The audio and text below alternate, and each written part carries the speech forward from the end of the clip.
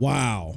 We just got big news that Bungie has laid off 17% of its workforce. This equates to around 220 people. Shocking news on the heels of Destiny's latest DLC, The Final Shape, which saw massive success and accolades. Bungie puts out a letter explaining the move, and the letter is telling. It references the synergies, restructuring, and more integration with Sony. That last part is very, very interesting. It's no secret that Sony was not pleased with their massive target miss in 2023.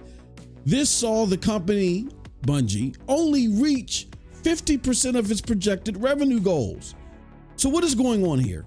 Has Sony laid the official smackdown on Bungie?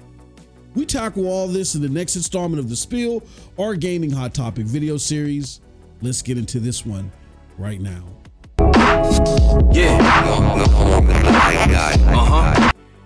What's up, people? What's up, people? What's up, people? It is your boy, MM2K of Geeks, Cloud Dosage, Hard Knock Digital Culture. And here, MM2K Gaming back again with another episode of The Spill. This is where we talk about the latest hot button topic in the world of gaming. And oh my gosh, do we not have a big one for you today? I mean, I was totally working on something different. You know what I'm saying? And we'll bring that out for you guys tomorrow. And I think the members will get a sneak peek at it first, but I was not expecting this at all. This is huge. What am I talking about? Well, today's video is huge Bungie shakeup. See, Sony steps in with force.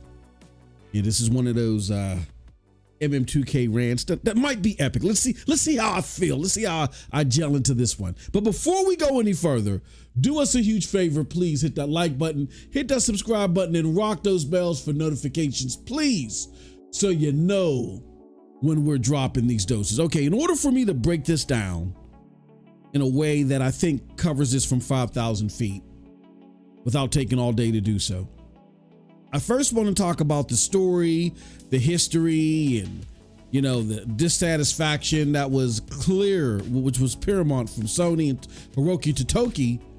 And then once we jump from there, I want to talk about what likely caused this based upon all those events. And then lastly, we'll go to our closing. But first, let me do this. Let's go to the summary of the story.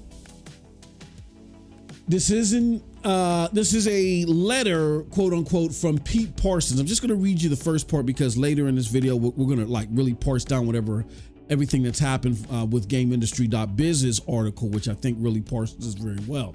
So Pete Parsons says, look, this morning I'm sharing with all of you some of the most difficult changes we've ever had to make as a studio due to rising costs of development and industry shifts, as well as enduring economic conditions. It has become clear that we need to make substantial changes to our cost structure and focus development efforts entirely on Destiny and Marathon. That means beginning today, 220 of our roles will be eliminated, representing roughly 17% of our studio's workforce. Wow. Now, for those of you that don't understand why all this is happening, let's run you down through the history here. All right. So as we all know, Destiny developer Bungie was purchased by Sony, I believe in 2022, for a whopping $3.6 billion. That's a lot of money for Sony. Again, Sony's not Microsoft. They don't have all this infinite, treasure trove of cash like they do. They're a smaller company, smaller market cap, but they're not poor. But 3.6 billion for a video game studio, that was huge for them, right? And it seemed like Sony, or Bungie's purpose rather, was they were going to do oversight on the games as a service tenants. You got to remember, because of the aforementioned APK, that sent Sony into a frenzy because they're like, hold on, we could be losing Call of Duty, we could be losing Overwatch, and that's why I think we're seeing Concord being pushed out there. But we've talked about that in various other videos. But there was a panic at Sony. They lost what I think it was it 20 billion in stock valuation. They lost that overnight just at the announcement of the APK deal. So it was paramount for Sony to figure out a counter move to deal with the potential losses in these major games as a service, that would impact the company's bottom line.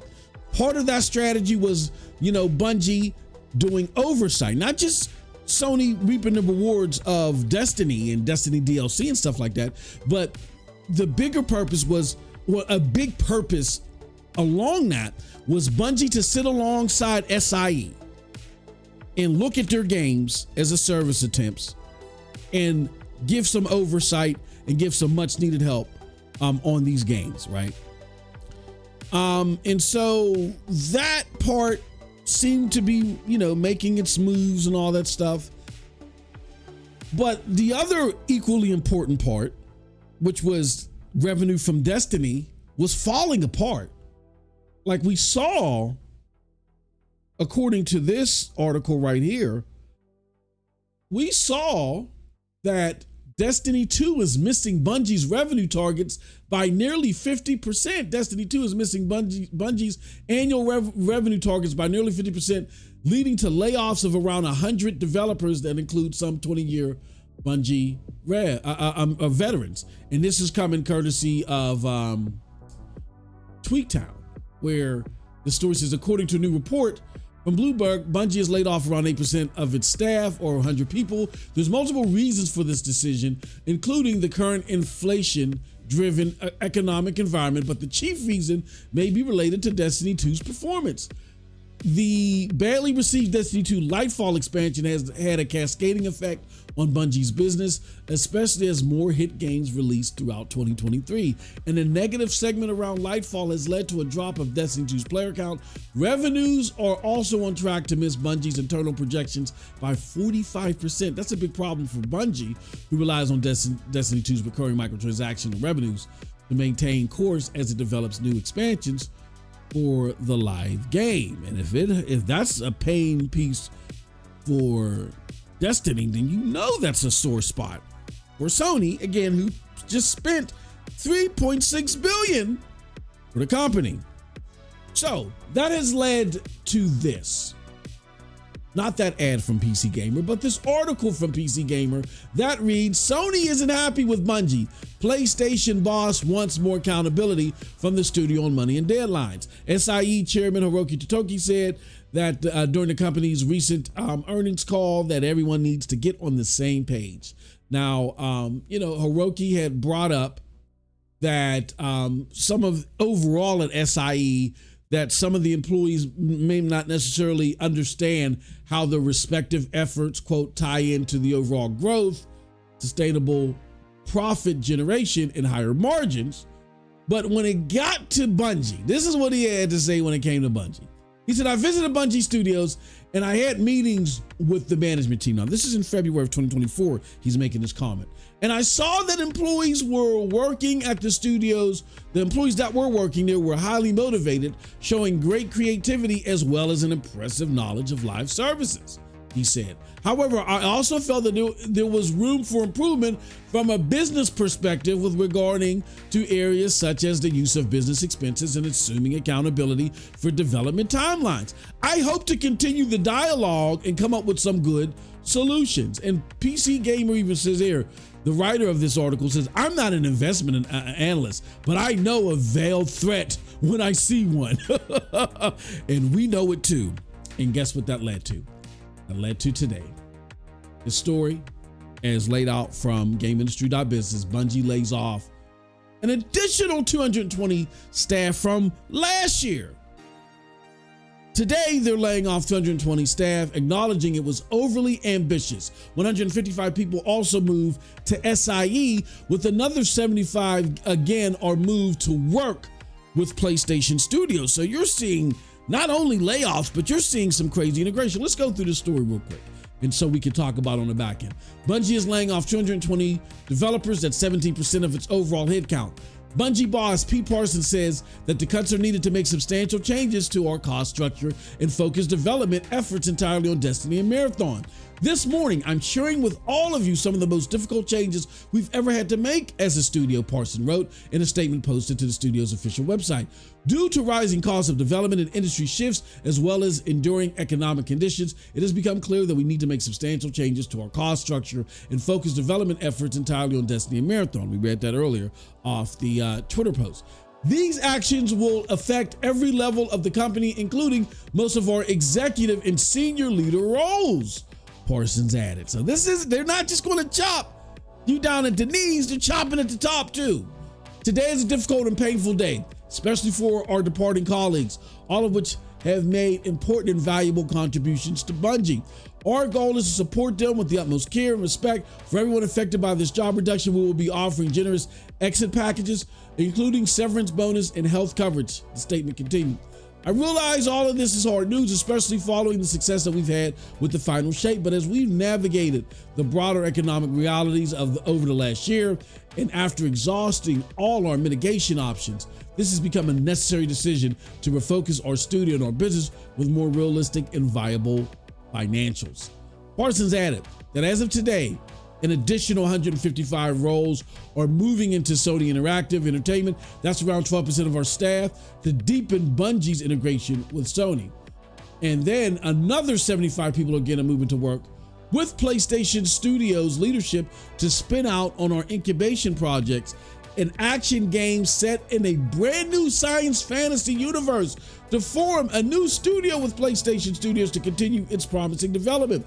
SIE has worked tirelessly with us to identify roles for as many of our people as possible, enabling us to save a great deal of talent that would otherwise have been affected by the reduction in forces, Parsons said.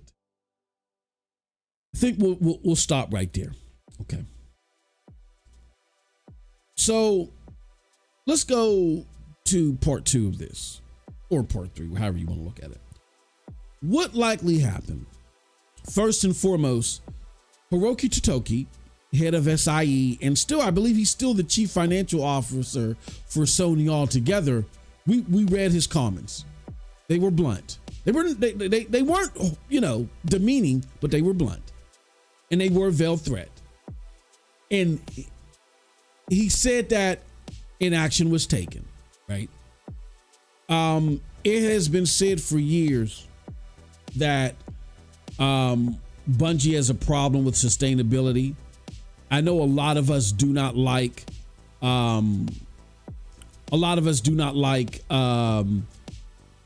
Activision Blizzard, right? We don't care for them. And I understand it, because I don't care for them either. They're as slimy as slimy can get. That being said, they even did them wrong. How do you do someone slimy wrong? They didn't live up to the standards of their deals. They didn't sustain their parts of the deal. And they actually just fleeced Activision Blizzard and bounced, right? And then they get into a deal with Sony. Sony sees a need, they see a need. And again, they're not living up to their potential of the deal, but Sony's like, nah, no, we've seen this story before. You are not going to fall short 45 to 50% of your revenue goals and then just roll on us. Oh no. So they wrote, just like how Activision did, they wrote in stipulations, right, that they need to do certain things if they don't want SIE taking over Bungie in totality, because they're working in tandem in so many ways, even though they're owned by Sony. This time, unlike Activision Blizzard, instead of just making a veiled threat, if you don't hit a specific number, then we're going to do this. Sony said no. In advance to us doing a possible takeover, we're going to start converting now. We want to show you that we mean business. We're not playing with you. And therefore, they've stepped in. Hiroki Totoki is not playing. So that veiled threat, he is fully enacting. The restructuring. Look, they've even before the takeover. Now, there could be a takeover happening. Let me be very clear. It doesn't look like it because I don't see any indications of a serious restructuring of that deal and them being absorbed happening. But if a takeover is happening, wow, all this, that even cements this even further. But even if a takeover isn't happening, that's more eye-opening. They're not playing. They're setting the groundwork for a takeover, which is even more jarring, right? And they've made cuts at the executive level. Because here's the thing, when it comes to Japanese business culture, it's very paramount within their culture that leadership transitions have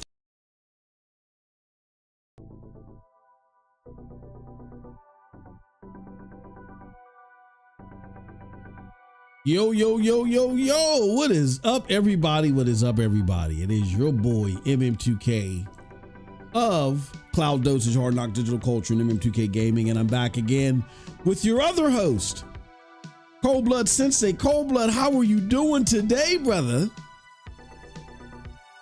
Very good, brother. Brother from another mother. Oh, man. We got a lot of great stuff to talk about today. Yes, we've been on hiatus. I want to thank everybody for your patience. Thank you so much for holding out and waiting and, you know, all that great stuff. I know people were like, where the hell were you guys at? I'll explain that in a bit, but we got our brother Juice in the house. What's going on, Juice? Good to see you, my good friend. Yeah, this is episode 69. All right. We're not trying to be sick on purpose. This is actually episode 69. And we got a special episode for you. Why? Because we got a great show. And on top of that great show, let me show you guys something. Look at that shit. That is the magic wheel. Today we are picking the winner of our $25 gift surprise. Again, this is not for you guys meeting the monthly goal in July. This is for you meeting that bi-weekly goal that you did in July. The monthly goal raffle will happen around the 21st.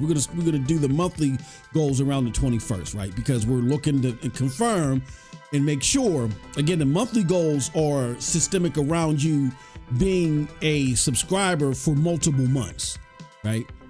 So if you're not a subscriber for back-to-back months, then you don't qualify for that raffle. So make sure you guys renew your subscription so you can be part of that raffle. And no, I'm sorry, it's not 25, it's 50, right? I think it's 50. I think that right.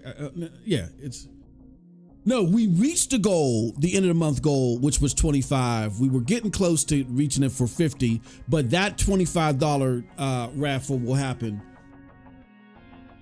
around the 21st. All right, and we'll have more details for you when that happens. But again, make sure when your subscription is about to lapse, you re-up. Don't treat us like Game Pass, motherfucker. All right. With that being said, Cold Blood, what's going on, good brother? What's been up with you, man? What you been playing? Not much. I played First Descended mostly. Oh, okay. Yeah. Yeah, but isn't that great? Y'all finally get a gift card, $25 for vibrators. No, it's so they can get a valve. Yeah. No. It's episode 69, so you know what they get the gift card for. Yeah, where's Sean at? Yeah, Sean is he's gonna hop all over that. Literally. No, I'm just joking. Do us a huge favor, y'all. Share this out. Let everybody know that we're live. Yeah, we're gonna have a blast today. It's been a long time coming. Because we've been out since Thursday, I think was the last day we really kind of like did stuff, and we did it with the members. Yeah, it was all. Wait. Go ahead. Wait, I actually played the Visions of Mana demo. Oh, did you? What'd you think of it? Too slow. Oh, okay. Yeah, in my opinion, if you make an action RPG, make it fast. Like this combat is so fucking slow, bro. Holy shit. I mean, it looks okay. Visually, it looks all right for what they was going for. But goddamn, it's not a very fun combat for now, at least. Yeah. For what I played. Oh, yeah, I definitely give it a try. I don't know if the demo's available on. Oh, is that game even coming to Xbox? Or no? Is that another one where we don't? Yeah.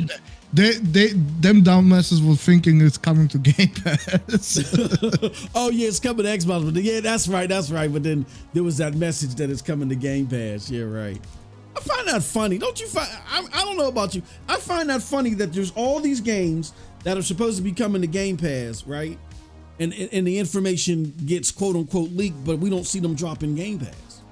Like, I think the only one where that happened was Control, if my memory serves me right. You know what I'm saying? So, hey, what do I know? But again, do us a huge favor, hit that like button. Just make sure you're subscribed. We got a lot of great stuff to talk about today. That's cool, man. Yeah, I'm gonna try that out in Endless Zone Zero. Is that the name of it? Cold Blood? I think that's the name of it. Yeah, you can try it out. Yeah, I gotta try it out. Like I said, it needs time for the content. Right? Yeah. It looks fucking quality what is already there, but they need a lot of updates before it's actually a real full game, you know? Yeah. That's cool. I can't wait to try both of those games out. Do us a huge favor, y'all. Hit that like button. Let's get to 10 likes so we can get the show on the road. Yes, get the 10 likes. Before we go any further, I want to say thank you for everybody that's been patient. While we took a couple extra days off. It was all my fault. I had like this freak. I don't want to gross anybody out because I know people get squeamish when you talk about hurting yourself and blood and stuff like that. So I won't get in too much detail, but I had like a freak accident where I like messed my foot up and I had to go to the doctors. I'm gonna be fine. I'm gonna be fine, but it was just like crazy, and it happened early in the morning, and it just ruined my whole weekend. So yeah, we had to cancel a couple of shows until I was permitted to actually sit up, because I had to like literally sit with my foot in a boot and like have it elevated. And that would have been hard for me to podcast like that. But yeah, I'm back. We're good. Now I can take the boot off and let the incision air out. And we are ready to go to talk our shit. Let me see. I'm just sending out notifications. Also, please don't forget that because it is Sunday, everything is reset for the weekly goal as well. So if you guys want to see me tortured by playing a game, definitely, and I mean definitely, make sure that you renew, or if you're not a member, become a member, man. We've been hitting up the members section every day, early bird special or NRO Talk Watch. We've been hitting up with stuff. I have some videos that I actually didn't have a chance to upload before I went to the hospital. Now that I'm officially back, because I had to get up early, take care of something else, and right before we did the show, between today and tomorrow, I'll be uploading those member videos, and then we're back to our regularly scheduled program tomorrow. You know what I'm saying? So hold on, I'm just sending out to one more place, and then I'm gonna read the comments here. Let's see here, we get okay. We're still running a little short. We got Tierra. He said episode 69 and 2 dudes after Olympic openings. The Olympic boxing fight. This is getting out of hand. Oh man. I ain't gonna touch that one. Oh, don't do that to me, T Harris. Y'all always trying to get me in trouble, man. Y'all always trying to get the channel canceled. All right, can we get 4 more likes? Yeah, what did I play anything this weekend? Oh no, absolutely not. I didn't play shit this weekend, of course not. But did I play anything last week? No, just First Descendant and getting on Cold Blood's nerve trying to play First Descendant. That's it. That's all I played. But I did see a whole bunch of shit. We saw, what did we see? We saw Bungie break the airwaves Thursday, I believe it was. What else did we see? We saw Star Wars Outlaws. Oh God. And I actually got a video. I have a public video that I haven't made yet for that one. Yeah, but it's gonna be a good one. I'm gonna talk a little bit about it here, and then tomorrow you might get like a video double hitter from me, because I got a lot of catching up to do. But really, we want to get into this whole Xbox console hardware thing, man. Like, and then avowed, and and then we're gonna talk about this whole hey, what's up with the Xbox ports, y'all? That's not a console that people need. We're gonna get into all that shortly, but again, we're 2 likes short. Hit that like button. While we're waiting for our 2 likes, because we're gonna get our damn likes. Cold Blood, what did you? Let's start there. Let's talk about these honorable mentions, and don't forget, again, we're gonna be doing the raffle, the $25 winner at the end of the show. So, like Cold Blood said, you can go get your dildo.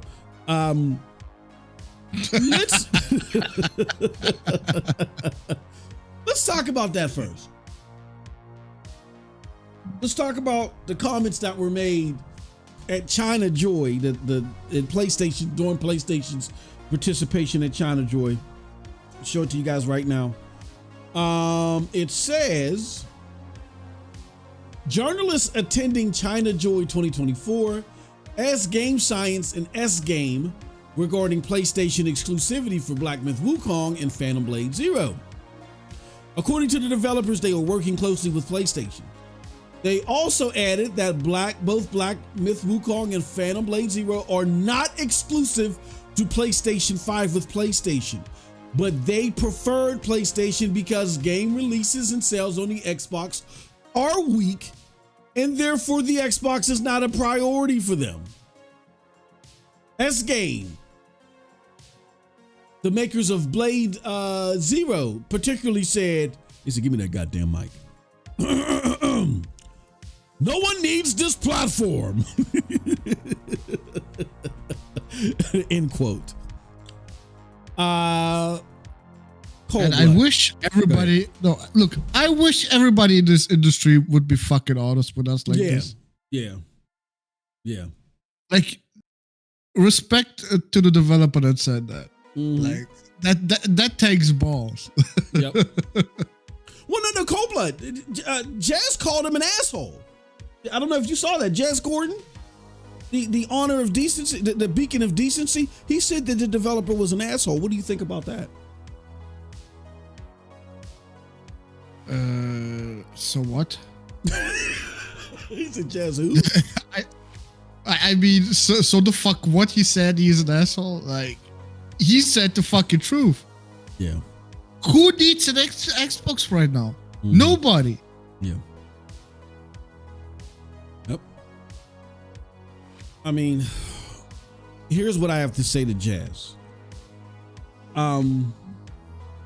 Irrelevant, his opinion, that's what. Yeah, you're a blogger.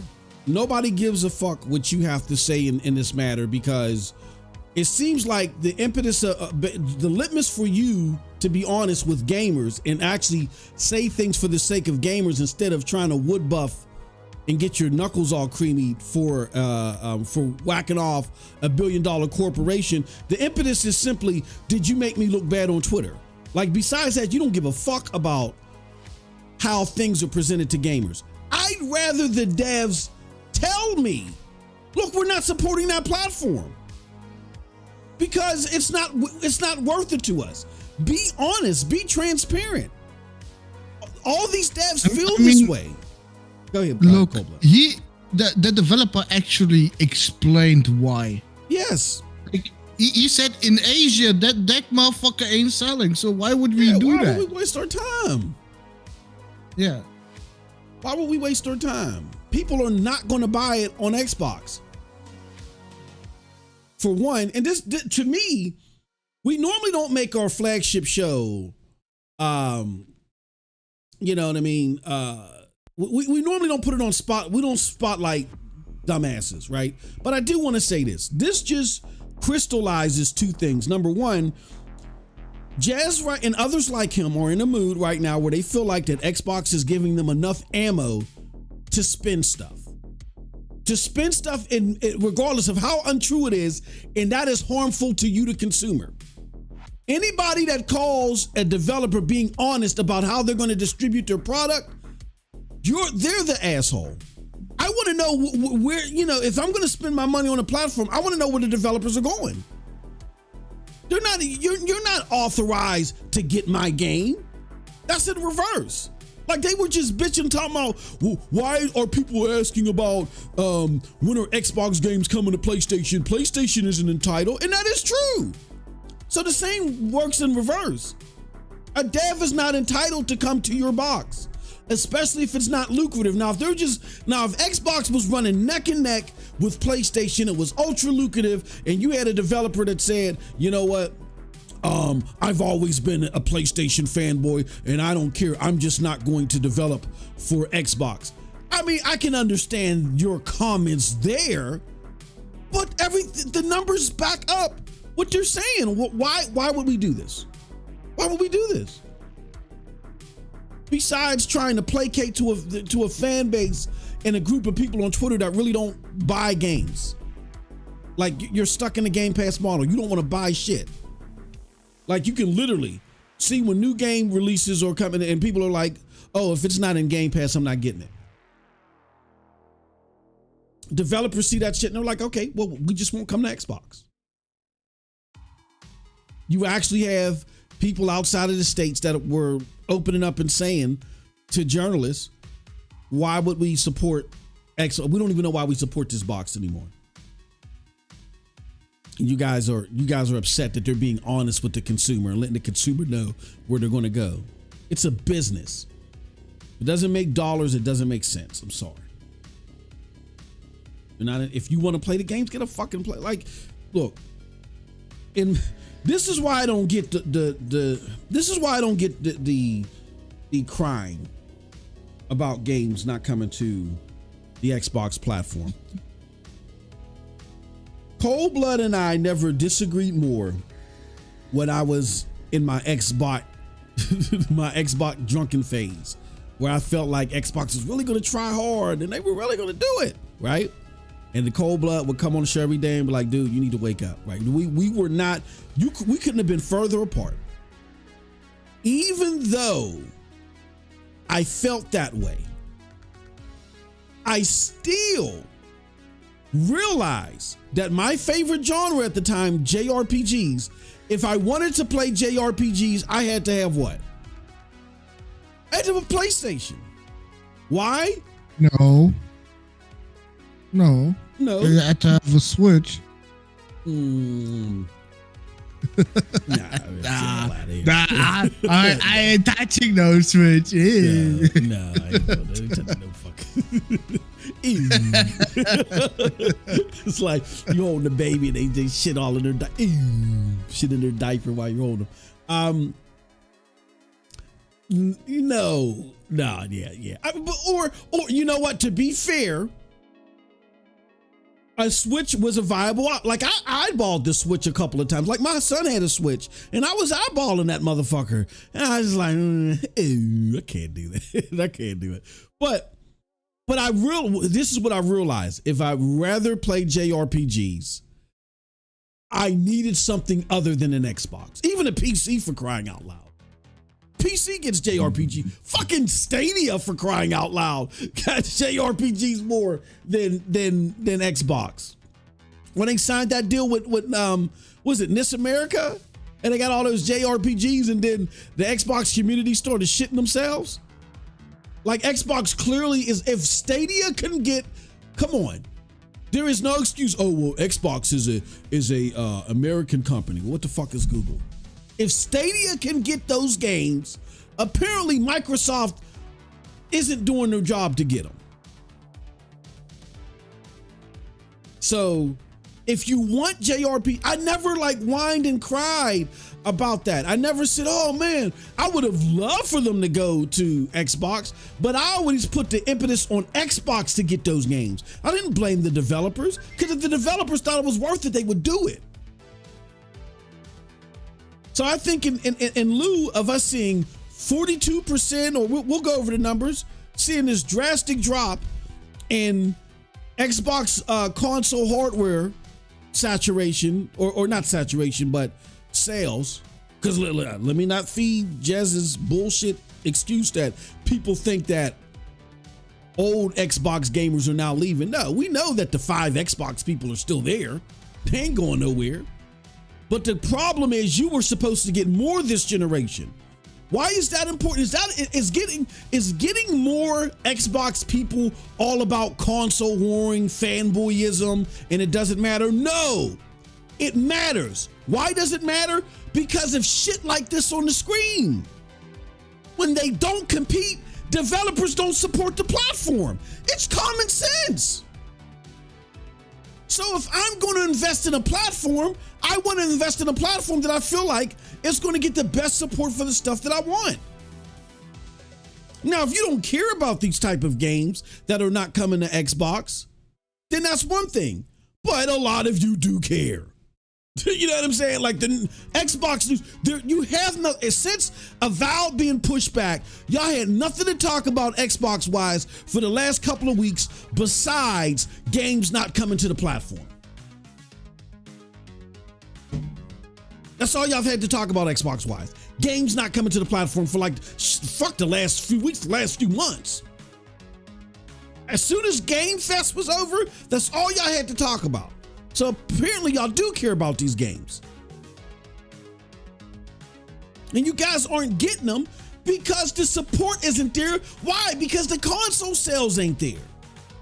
And this excuse of, well, Xbox isn't thinking about just the console. That's fine if Xbox was making up the gap in PC and cloud. They're not making up the gap there. So when you look at the entirety of the Xbox business, it's still underwater in comparison to its peers. And developers are looking at it and they're saying it's not worth it. That's why this matters. That's why we report on this. It ain't about fanboyism and quote unquote console warring. What the fuck does that mean? How can I console war? I don't sell a console. Executives console war or battle each other over their platforms. It's not about fanboyism. It's about where is the support for you to be competitive? Because if you're not competitive, developers will shun away from your platform. And this is what we were trying to warn people about. So it is what it is. Shout out to the chat. Juice says, I wonder how many devs over the past few years have lost money developing for Xbox. Oh my God. That's a whole nother podcast, Juice. Don't do that to us. I'd have to change the whole goddamn script or notes. I'd have to change the whole notes. No one had an issue with Team Ninja's lead back in the PlayStation 3 days, not wanting to make games for it. Yeah. Well, that's what I'm saying. They always. Should we worry about Xbox's Mandalorian Martin? And hey, yeah, if you're a console gamer, I think there's a lot that you have to decide, and we're going to get into that. And that's actually one of the questions that I have specifically for Cold Blood during this Xbox section. But before we go any further, one more thing I want to ask Cold Blood about in the honorable mentions, and we're going to get right into these topics, is Cold Blood, what do you think about this this Gamescom, this Xbox Gamescom? Because I didn't want to leave that alone, because people are like, oh, it's going to be 3 days of live broadcast, fan fest, and 50 games, 50 plus games, theater presentations. What do you think? Are you excited for Xbox Gamescom?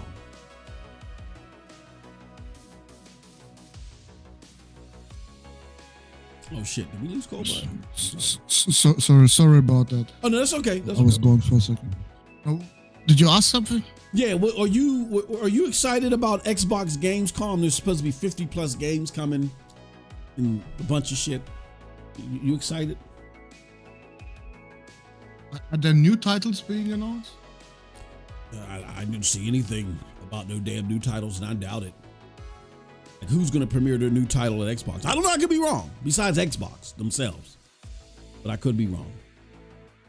Well, it all depends on if we get new games announced, because the shit that Xbox has coming now, besides Avowed, I don't give a damn. Like, Indiana Jones can go fuck itself. Like, it looks like garbage. What else is coming? I don't even know what the fuck else is coming. Yeah, they say 50 plus games, theater presentations of Avowed, Indiana Jones and the Great Circle, and Shattered Space. I mean, I figure it's gonna be. I don't think it's gonna be anything. Like, are you excited for this shit? Yeah, man, I'm excited, man. I can't wait to see Shattered Space. Where's the laugh track at? Hold on, where's my soundboard at? Oh boy. Oh boy. Yeah, I'm yeah. A fucking DC, really. Yeah.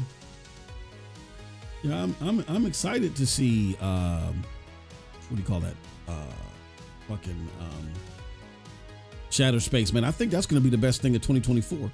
With or without nuts? Okay, Yeah. Wrong sound, but shit. Where the fuck is the laugh track at? No, look. If Xbox has something to announce there that is new and not the same shit we already saw, my excitement could go from a fucking 3 to maybe a 5. Okay. But goddamn. Yeah, well, what else? Not out of 100, right? Yeah. Yeah.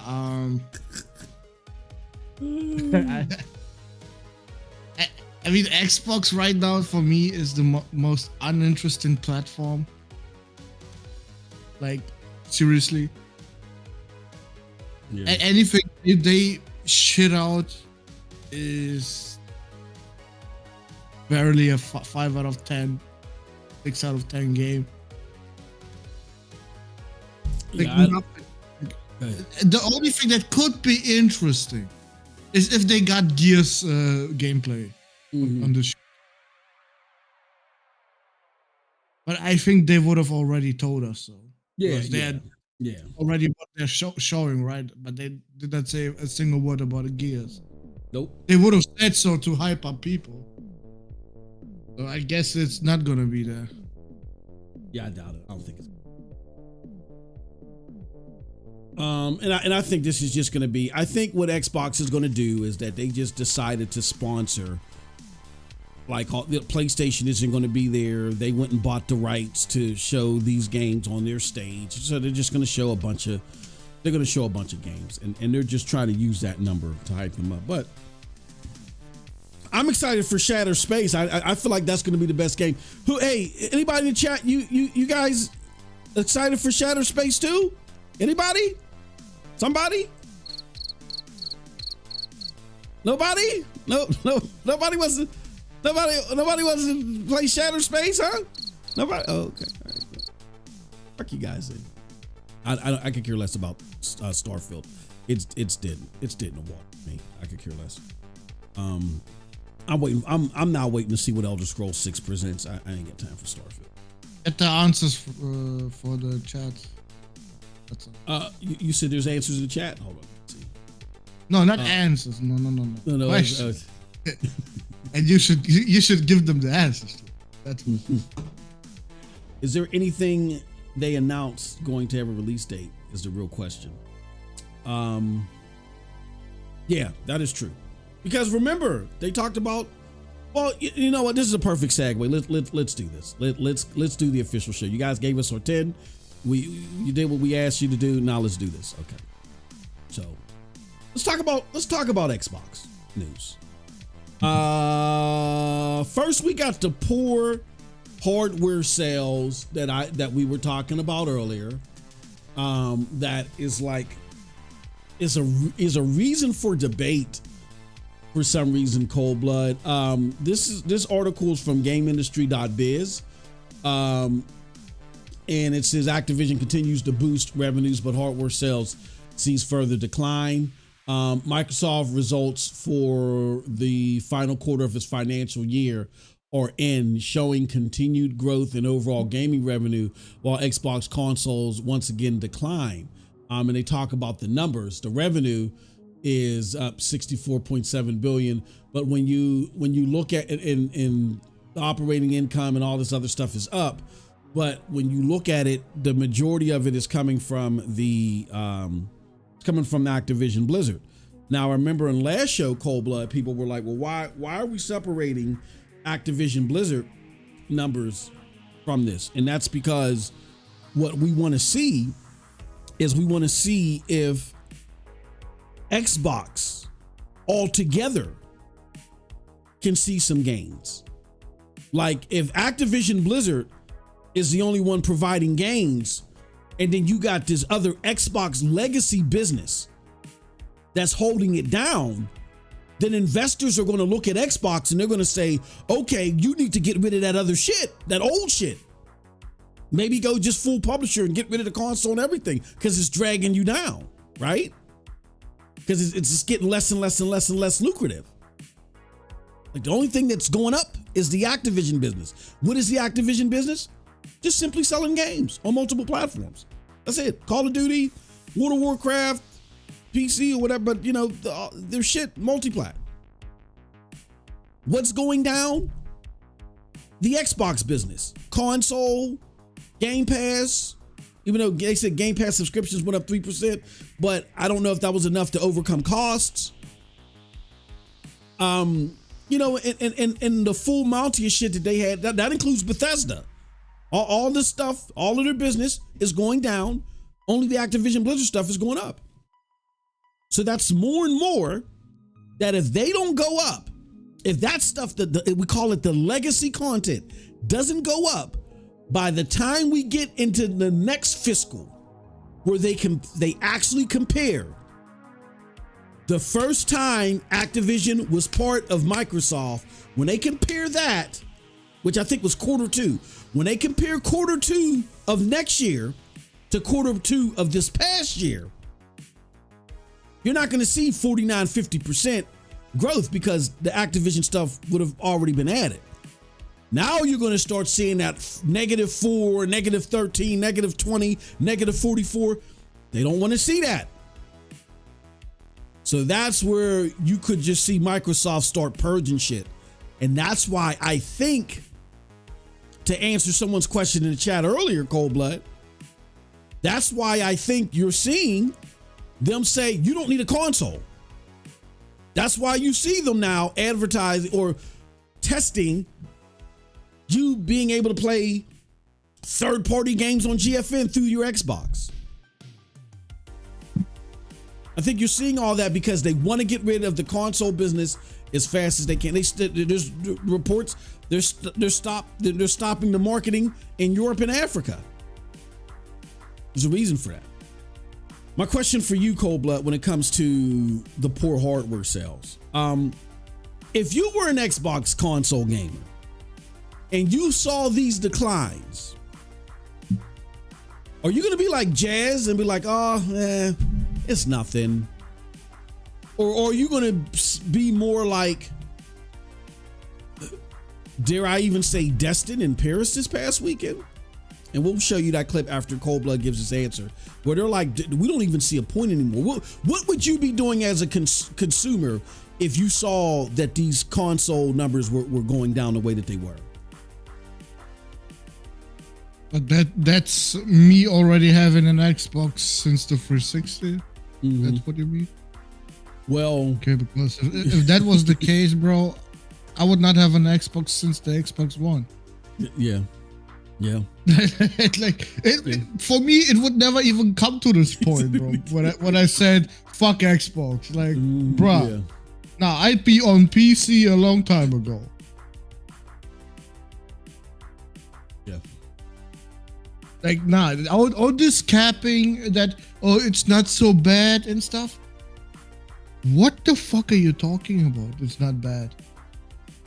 It's the worst fucking generation you ever had. Yeah.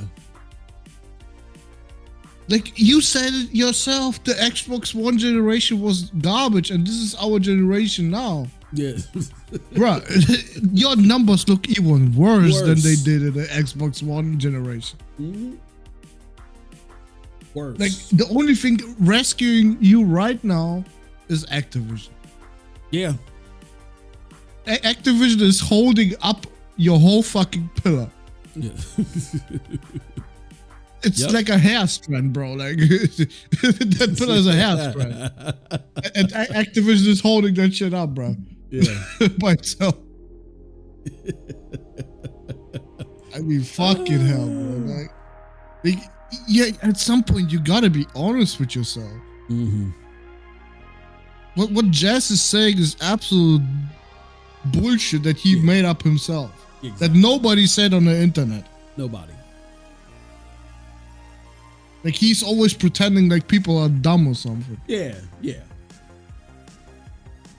We're all dumb. He's the genius. Yeah. Then telling us at the same time he's no journalist but a dog shit blogger. It has a lot to learn. Yeah. Anybody that's saying this is good for Xbox, fuck no. or it's not a problem. Worst generation, worst fucking numbers for an Xbox ever. Well, okay, besides the first Xbox, besides the first one, but goddamn, back then, even going into this industry was fucking hard. Yeah. So yeah, being behind Xbox One, they should be worried. Totally true. And even more so when these games start getting announced for other platforms like the Switch and the PlayStation. Because at that point, how are you gonna justify getting an Xbox? I mean, how do you do it right now? Besides, when you're saying, okay, Xbox is right now on sale while the PlayStation 5 isn't, I get an Xbox just to play some games. Yeah, that's the only justification I can see. If you don't give a shit about first party, you know. I hear. What do you think about these excuses, Cold Blood, where people are like, okay, like we heard Jazz say, there's more Xbox players today than there were in the 360 era, right? When they throw up little smoke signals, confusing little contorted smoke signals like that, and they're like, don't worry about that.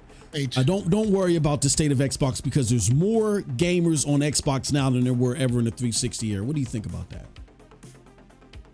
So he's proud of having 500 million Candy Crush players? What the fuck are we doing here? No, you definitely don't have more players right now than you had in the 360 era. Absolutely not. You cannot tell me. Well, you know what? They might, but here's the caveat to that. What they're doing is they're combining Xbox One. They're combining Xbox. They're combining everything. They're combining two generations in everybody everywhere. Xbox One, PC, cloud, shit. Yeah, like you said, Candy Crush, right? Mobile, and they're combining everybody on all their devices in multiple generations versus one generation. You have to be doing horrible if that's what you have to do.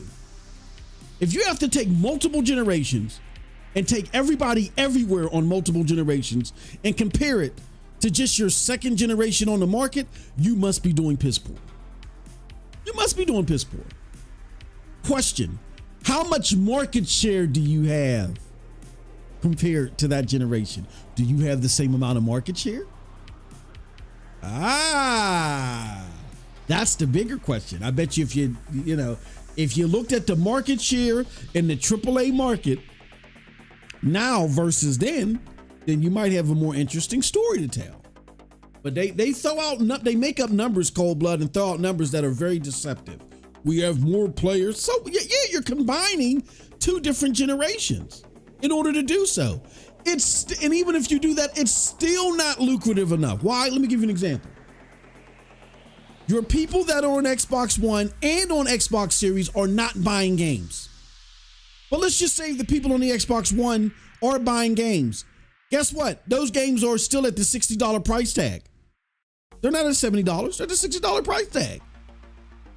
Where PlayStation 5 has the biggest marketplace out there currently as far as current generation games being sold, and they're selling their games at 70. Where am I making more money with? Am I making more money with Xbox or am I making more money with PlayStation? Am I making more money with Nintendo or am I making more money with with Xbox? So sitting there trying to combine all these generations, say we got more players. That's just smoke and mirrors. Doing business with you as a developer is not reaping the benefits. I want to play something from Paris Lily. Your three favorites: Ryan McCaffrey, Cold Blood, Paris Lily, and Destin Legary. I want to play something from them. And then we're gonna talk about this. I love all three of those guys. Yeah, especially that schmuck on the left. Yeah, he's the first one to blow. I'll give the other two credit. I've given them hell. They haven't blocked me. His ass blocked me. He blocked me immediately the first time I came at him. So yeah, he's as soft as drugstore cotton. But let's get to this video. Hold on. We're gonna get to this video and we're gonna hear what they have to say. All of a sudden, don't forget.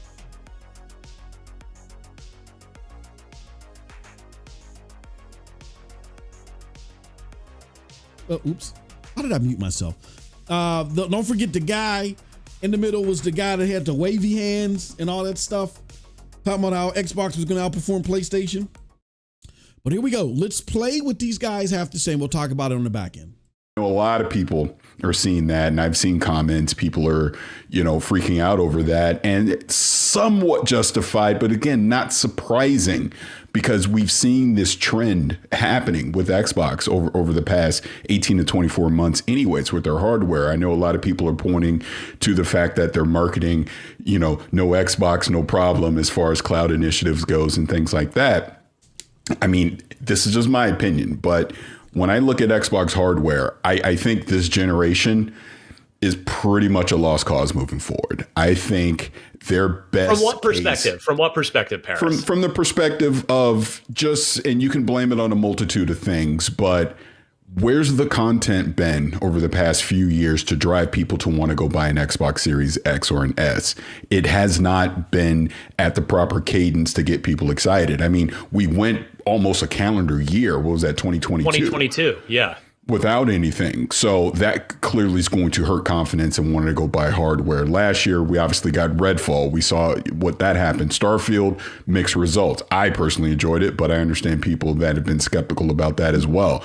We've seen what this showcase shows for the future for them. That's very exciting. But the current present, there isn't enough there that's going to push people to go buy new hardware. Just my personal opinion. Hardware is just in the toilet. It's only been 4 years. In fact, technically, as we're sitting here, it's not even been 4 years since the Series X has come out. So, okay. So we heard what they had to say. Cold Blood, before you comment, I got a question for you. And then the floor is all yours. I got a question for you. Because I'm starting to notice something here. And I hope you guys are noticing it too. Even those of you that are big fans of Xbox, we don't care if you like Xbox, even though we're not big fans of it. We just want you to understand what's going on versus the lies. Now, if you know the truth and you're still okay with investing in the platform, whatever, that's fine. Whatever makes you happy, whatever. But we just want to make that abundantly clear. You game how you want to game. But Cold Blood, here's my question for you. Why is it when we say this stuff in real time, why is it when we say it while it's happening, it's considered hating? But when they say this shit 2 years after we've said it, it's considered insightful feedback. Why is that? Does the Xbox community not want to be informed? Do you think that, because again, all they're saying is the same stuff we said while it was happening. Well,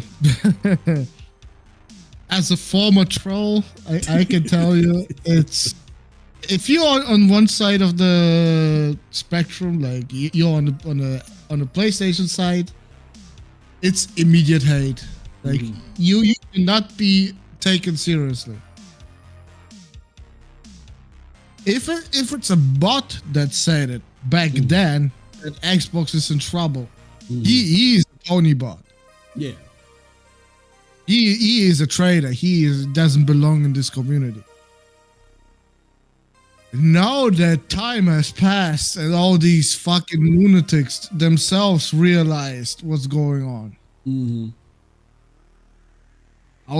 Now it's insightful feedback, like you said. Now it is.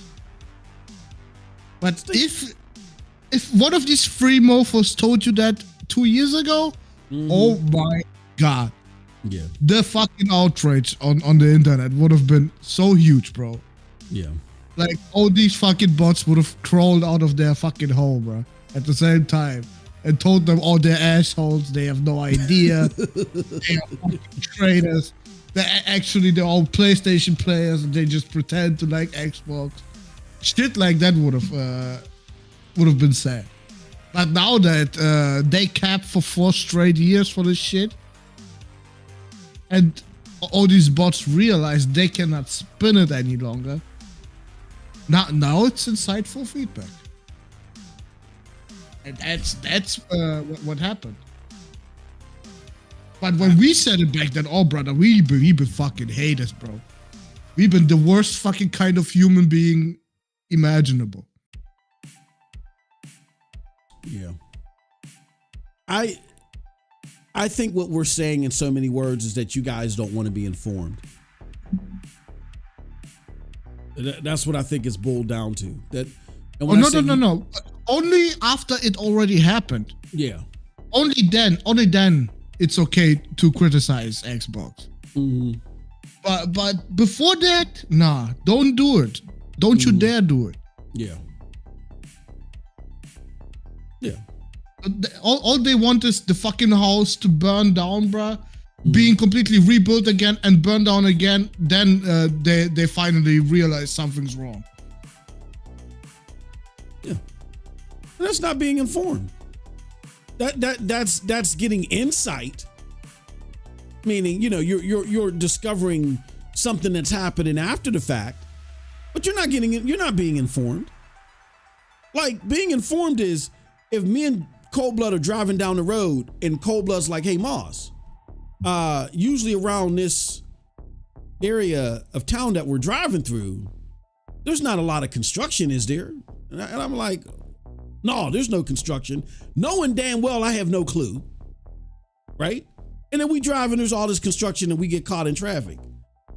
And then Cold Blood's like, Moss, you told me there was no construction around here. And I sit there and I'm like, well, then I go on my phone and I'm like, well, yeah, there's going to be construction here and there's going to be gridlock for 9 hours. That's after the fact. Now Cold Blood and I are stuck in the traffic jam. That's not helpful. My question for you guys is, do you guys want to be informed? This is what I don't think that you guys have meditated on. Do you guys actually want to be informed? Or is it the war of words on Twitter? Is it so important to you that you'd rather be misinformed and lied to and then told the truth later?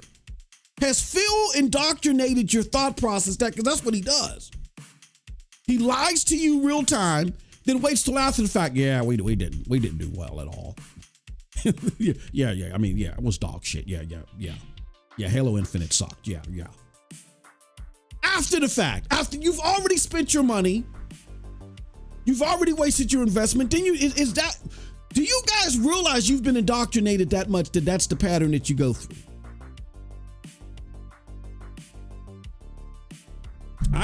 I really think that that's something that you guys need to reflect on and ask yourselves. Now, I know the people that don't listen to a Jazz or whomever straight up and bounce questions back like, okay, well, Jazz, what are you talking about that there's more Xbox gamers more than ever and there's nothing to worry about?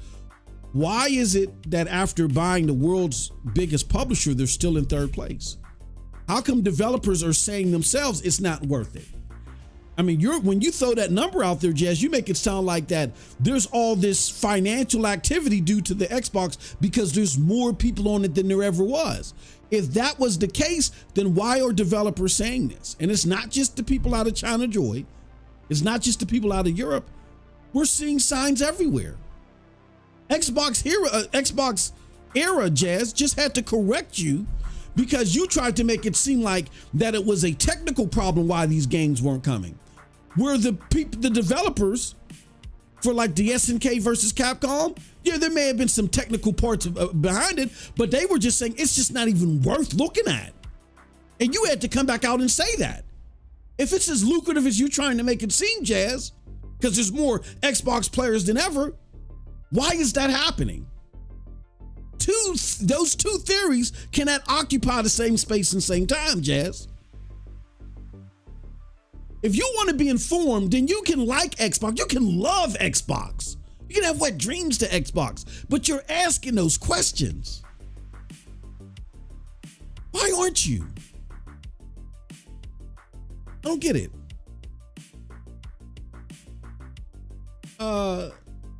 T. Harris says Ryan jumped to conclusions that PSVR 2 had nothing, but he needs explanation for Xbox at the I know. But the falsehoods of it is that Ryan. No, look, wait. Ryan only protects his fucking podcast. Yeah. Don't get it twisted. He only wants to protect his podcast at all costs. Mm-hmm. That's why he's trying to sound stupid and doesn't know what's going on. Because if he said Xbox is fucking dead, his channel and that podcast would be dead as well. Oh yeah. Immediately. He said immediately. That'd be his fucking suicide for his channel. Said immediately. Yeah, so with Ryan McCaffrey, I have no fucking doubts why he's being a dumbass. Yeah. I'm just... And all this PSVR 2 bullshit that he was talking about? Mm-hmm. Well, he did it just so these fucking Xbox fanboys come to his fucking channel. Exactly. Yeah, that's all he cares about is his podcast. And he doesn't like when remember, a lot of you guys don't remember this because you're new, because you got caught up in the quote unquote SALT content mining and all this other dumb dog shit. A lot of those SALT content creators, along with Podcast Unlocked, you do realize that they were hated by the Xbox community. Cold Blood remembers. They were hated by the Xbox. Why? Frankly, because they were telling the truth. They came out of the 360 era and they were like, that doesn't smell like the Xbox that I fell in love with. What is this shit? And they kept giving Xbox a hard time. And the reason why they were doing it is because, unlike me at the time where I didn't really know who was who and who was making decisions, I was a little bit more patient because I was ignorant to what was going on behind the scenes. These guys were not ignorant to what was going on behind the scenes. Not saying that they were the upright stewards of journalistic integrity, no. But they understood what was going on there. Like, we don't like what Xbox is turning into, right? However, you go into this generation and the Xbox marketing machine did a hell of a job in galvanizing Xbox gamers on Twitter. They did it. If they did anything right, which was nothing, except for they spent a lot of time and effort in gathering anticipation for what Xbox was bringing the following generation. And their message was simply, look, forget about the Xbox One generation. It was an experiment. We had to go through those 10 years or whatever of pain and heartache because we were all that losing and all those trash ass games. We were trying to test out something transformative. That is cloud gaming, the Xbox Series X, which is going to define gaming or game anywhere. We were, and if you think back to when the Wii U came out and then when the Nintendo Switch came out, that's what they said. They were like, well, we had to make the Wii U in order for the Nintendo Switch to come out. We had to have that failure in order to get to the success. So Microsoft successfully bamboozled a lot of people into believing, oh, the Xbox One era, that was just a big experiment to help them get to this era, which is going to bring you the best games through Game Pass. It's only $10.99 a month or $9.99 a month. It'll never go up. It'll always be Game Pass day and date on every tier. They're going to blow it away in PC gaming. Oh, in the cloud, you're going to play on the cloud. Halo Infinite on the cloud. And I saw that. A lot of these SALT content creators saw how gullible you were. I saw it. I even told other Xbox podcasters that I worked with at the time, y'all better take advantage of this shit. You know what I mean? Because this is your demographic. This is the time to go all in. Because these motherfuckers are ripe for the picking. I told them that. Other people saw it, and guess who else saw it? Podcast Unlocked. And, hey, you can fight me if you want to. I'll say Paris Lily. Because Paris Lily is infamously known for talking dog shit on the Xbox. All it is the shooter, bro. It's the shooter box. When it was better than what it is now, he was talking dog shit on Xbox. When it was popular, he was talking dog shit on it. When it's less popular, now all of a sudden you like it? Of course not. Destin, he's infamous for the 1080p 720 thing. Remember where he had to scale of 1080p to 720 with the meme of him holding both numbers in different hands and pretty much giving his endorsement of what PlayStation was doing, having more 1080 games than Xbox natively? That was just last gen.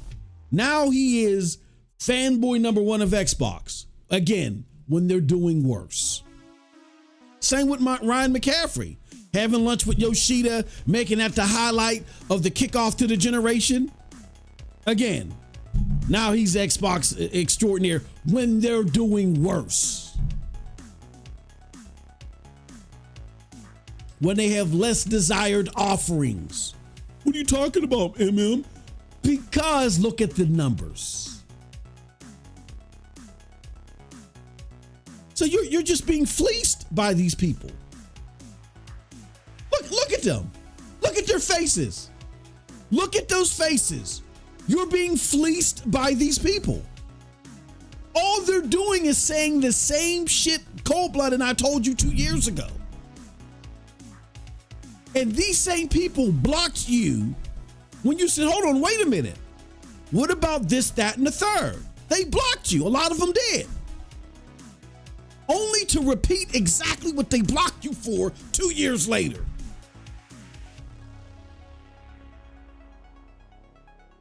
Y'all got to wake up.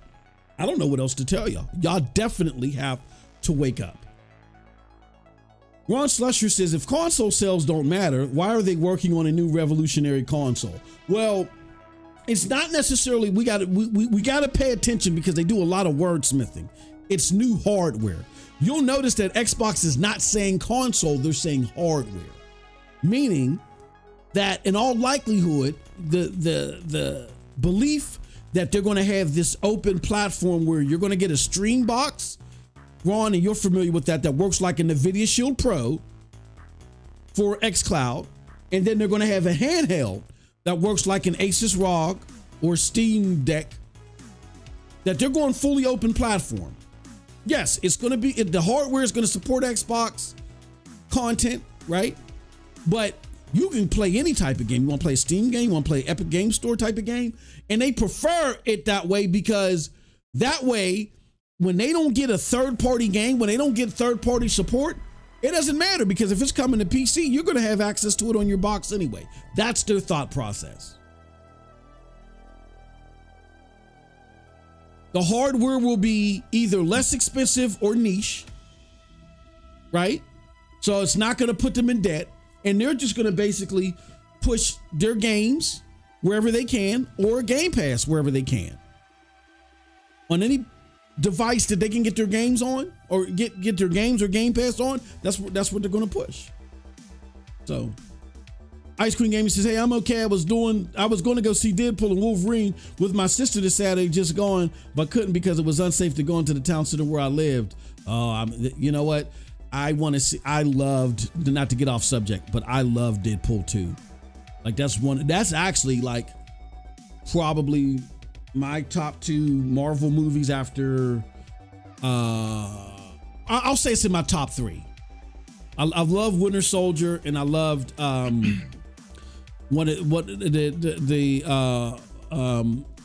can't remember which of the Marvel movies, but I love Deadpool 2. I don't want to spoil it for you, because one of my favorite, like when I was growing up, I didn't like the superheroes. The only superhero that I liked was Wolverine, and who else did I like? Yeah, the only superhero I really liked, that was Wolverine. I liked all the villains, like Apocalypse, Juggernaut, all the, you know what I'm saying? All the villains, I love them. And one of my favorite villains is in Deadpool 2. Oh my God. And you don't know it a lot. And they did such a great job in hiding it. You don't know it until you watch it. When I saw him in there, I went like ape shit when I saw that. So I love Deadpool 2, so I can't wait to see Deadpool 3. They do great jobs in concealing cameos. Now, there's been a lot of spoilers out there, so it's better to go see the movie before they spoil everything for you. But John Gray says, don't disagree. Xbox could be doing better. That said, I would personally always pick Xbox over PlayStation, as I'm big Assassin's Creed fan and prefer playing AC with Xbox controller, and that's fine. I mean, if it comes, whatever your preference is, John Gray, I'm not here to control you or tell you otherwise.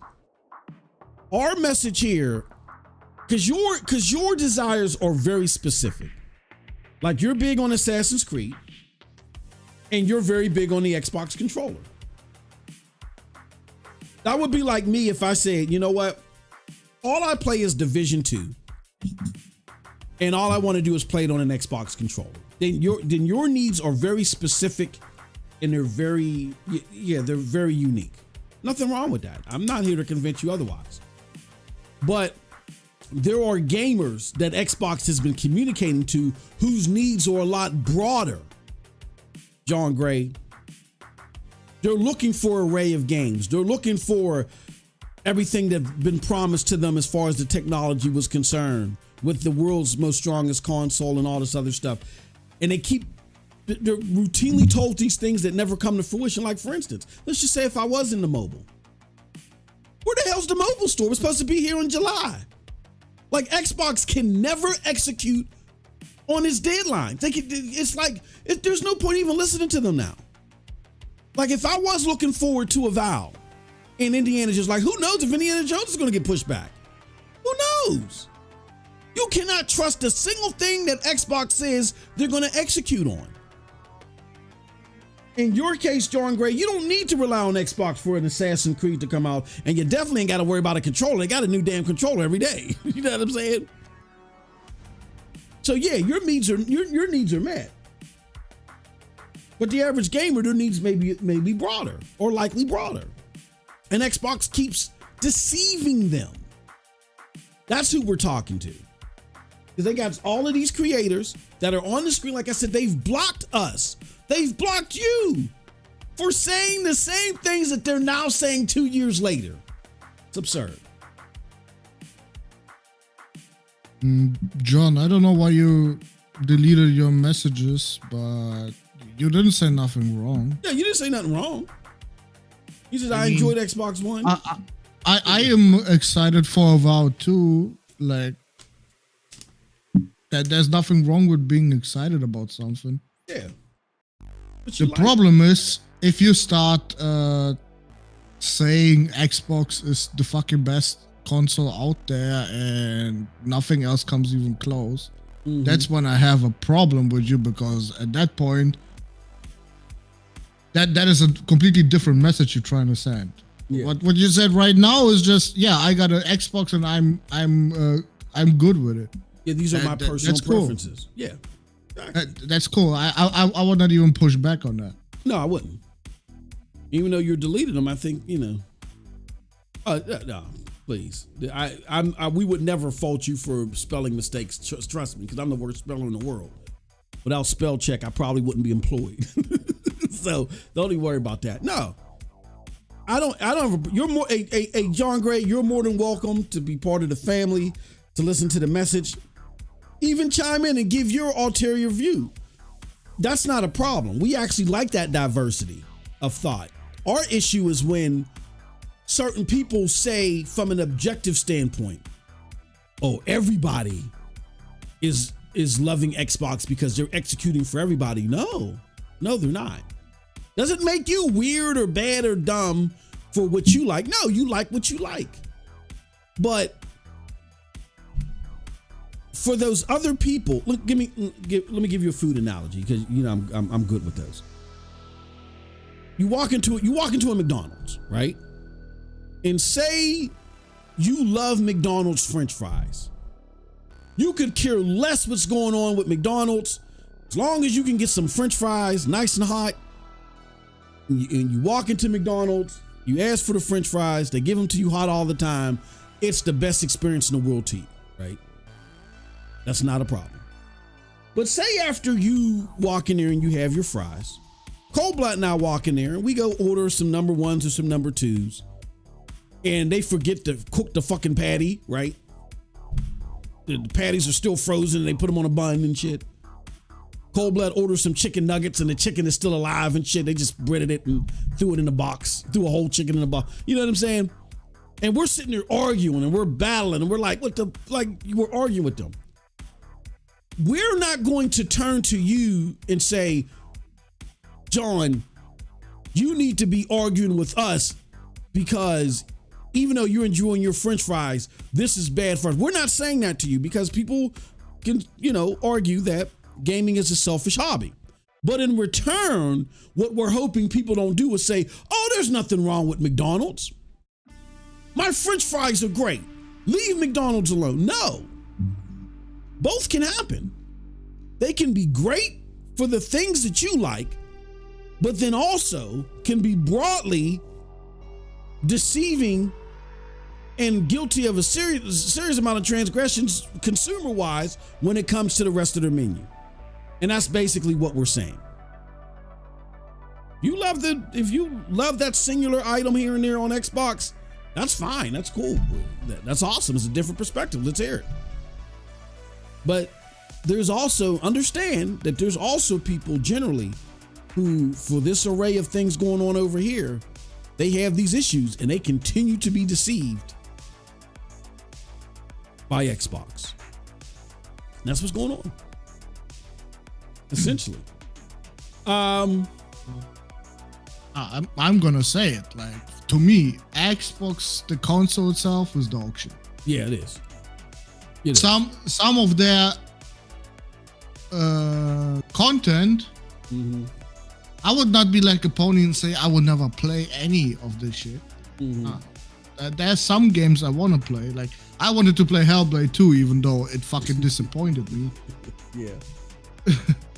But I'm actually excited for Avowed. And it being delayed is a bigger L to me than whatever the fuck Sony's putting out this year. Oh, yeah. Fucking Concord and Astrobot, I don't even look forward to those two. So Avowed being also delayed now to next year, bro. That's bad. Yep. Yeah, and we're not only PlayStation here. Like, don't get it twisted. Yeah, PlayStation is our favorite console. Me and Coldblood differ. Like, he gets on me about. You guys will hear it later when we talk about Ubisoft. Well, I can't debate. If you guys were expecting to debate on the Ubisoft thing. Let me just let you guys know now. You know what I'm saying? Like, you'll get more debate out of us talking about Xbox, because I when it comes to Ubi, I still will hold my ground about Massive, so there might be a little bit there, but when it comes to Ubisoft, there's nothing for me to debate there. But yeah, we're different types of gamers. We rag each other all the time. He gets on my case about me being in the cloud, and you know what I'm saying, and I get on him on shit. You know, we're different type of gamers, but that's how we rock over here, man. You know what I mean? We like, we don't give a shit. We know a lot of people come here because they love when we're kicking Xbox's ribs in, but we will not hesitate to tell you that Concord is dog shit. Astrobot, I don't give a fuck about. You know what I'm saying? Like, we won't hesitate to tell you that shit. And Coldblood just told you right here and now. He's more concerned over Avowed than he will ever be about Concord and Astrobot. Period. And you know what? I will put it like this for me personally. If you told me you got to pay me, we'll pay you $100 to play Concord. We'll pay you $100 to play Astrobot, or you got to give us $20 to play Avowed. I'll be honest with you. I'm going to give you $20 to play Avowed. Nothing against Astrobot. I'm not in the mood for a game like that during the holiday season. Concord, hell no. And I'll pay you $20 to play Avowed. Just, you know. So that's where I'm at with it. Yeah, we're different. Oh, we got Sean in the house with a gifted member. He's starting the gifted gravy train. Shout out to Sean. Thank you very much, a good friend. Hold on. What? What happened? Something going on.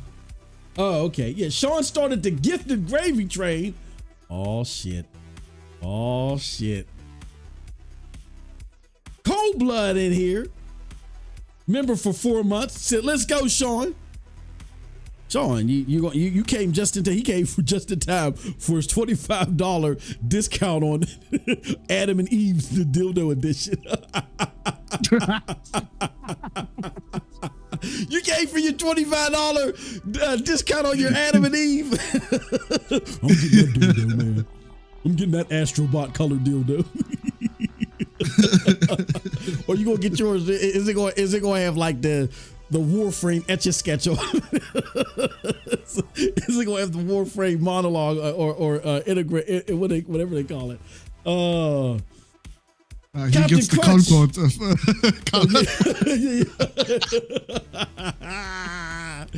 Oh shit! Here for a week, and I get gifted a membership. Thanks, Sean. Yes, Captain Crutch. Appreciate it. Yep. Definitely check out our content, man. Check out our content. We got a lot of content. We do content like Monday through Friday for our members. We're looking to do some member streams. I was going to do this before I ripped my foot open this week. Oh, Jesus. I don't even want to get into it. That's a whole nother issue. Oh my God. Oh, shit. You fucking nasty, bro. Bastard. Oh, shit. All right. Well, that takes us up to 3. We got, we're about to move on to the next. What about Sony's decision to cancel a live service game because Bungie said the F y'all doing with your franchise, though it was The Last of Us? I will say this is my thoughts, and then that also leads to our bigger Bungie discussion, Demon Fire. I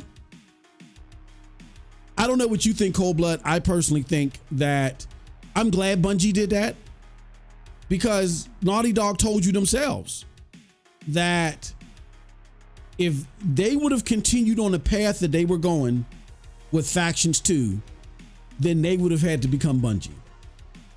They would have had to go away from their bread and butter, which is single player narrative games that are changing the industry, games that made me a PlayStation connoisseur.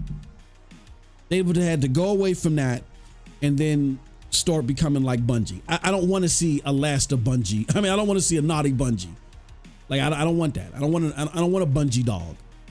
I want Naughty Dog to continue to do. So yeah, Bungie probably came through in the clutch there, but there's a lot of shit going on there. Those are my thoughts. What do you think about that, Cold Blood?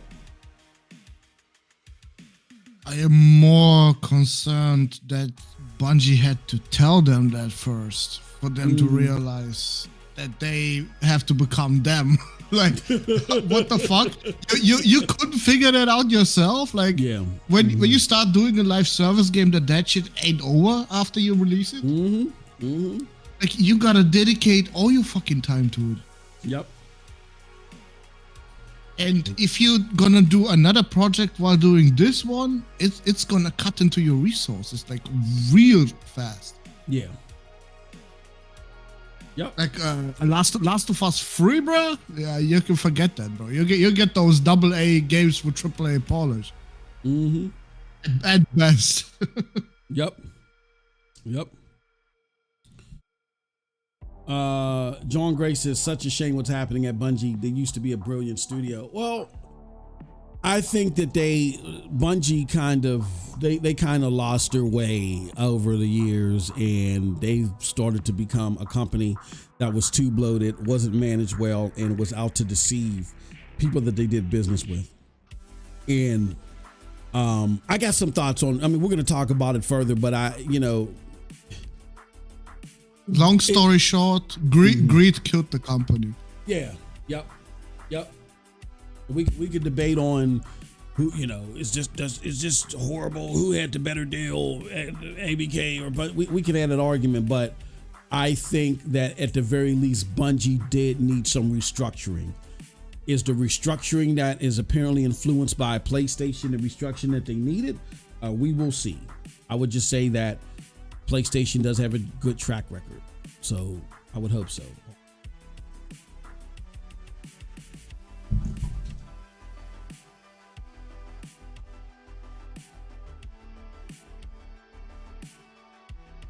Sorry about that. Cat out.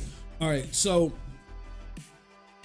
but one more question that I have now, in regards to Avowed, Cold Blood. I wanted to talk to everybody about Avowed, because there was this excuse that was given about Avowed that I feel like was cockamamie, right? Okay, that's not the Avowed. Here it goes. Let's talk about this cockamamie excuse that was given by the Xbox account for Avowed. Let's see here. Okay. So they say here, Cold Blood, so many games coming. As such, we're moving Avowed to February 18th, 2025 to give players backlogs some breathing room. Stay tuned from our games across Activision Blizzard, Bethesda, and Xbox Game Studios at Gamescom, including our August 23rd live stream for a look at Avowed. What do you think? Xbox cares so much about your backlog that is in their subscription service. So what the fuck? They care so much about your backlog that they want to give you a break from all the offerings of Xbox. What do you think about that, Cold Blood, as an excuse? So the very first 3 games, are they backlog of Xbox gamers? Xbox is everywhere. What they want you to do is buy a computer. Bro, after that comes 2 multiplayer games. One game that really, what Xbox gamer gave a fuck about the flight simulator? I'm sorry. Who gives a fuck? Yeah. That Indiana Jones, okay, is it coming out this year? We still have no release date for this game. Shattered Space, a DLC, bro. Yeah. What are we doing here? And the other games, I don't even know what Towerborn. What is that? Oh, this game that they keep bringing up that only the ultimate fanboy keeps trying to put hope around. Okay. South of Midnight is coming out after Avowed, probably. Doom is also coming out after Avowed. And Fable most definitely coming out after Avowed. So what the fuck are we talking about here? Yeah, I don't know. The only game that literally is going to be new is Black Ops. Yeah. That has a release date. here's what I don't understand, though, Cold Blood. It's August. Why is there even things that say 2024 to be announced? It's August. I have no idea. What are we doing? It's not even June. It's August. 2024 to be announced. It's August. What are we doing? I mean, there was a theory thrown out there in Cold Blood. I did hear this somewhere else, and then I heard you echo it later, to your credit as well. But there's a theory that Xbox is shifting this shit around, and they're being vague on their dates. That's the vague part is what I heard earlier. But they're being vague on the dates, and then to your credit, you're saying they're shifting shit around because they want to keep people subscribed to Game Pass. If I tell you, oh yeah, Indiana Jones is releasing November so-and-so and Shattered Space is coming, then you might hold off to go on Game Pass until those dates. Do you think that's an ethical way to handle this stuff? Fuck no. It's definitely not, but goddamn. I mean, it's their platform. They can do whatever the fuck they want, right? Yeah. So if they're gonna have their customer mistrust them by doing so, I mean, it's probably worth it for them because there's much money to be made anyway from Xbox now. So they'd rather not tell you when the release date is or delay it right before. Yeah. Just so you keep subscribed and hoping next month it comes out. Or you forget that you even subscribed. Here's a comment. No, the most important part is now that Call of Duty is in Game Pass, you're gonna have a lot of games being delayed. Yeah. Oh yeah. Oh yeah. Yep. Because they want to be able to tie, or numbers wise, they want to be able to tie the success to Call of Duty.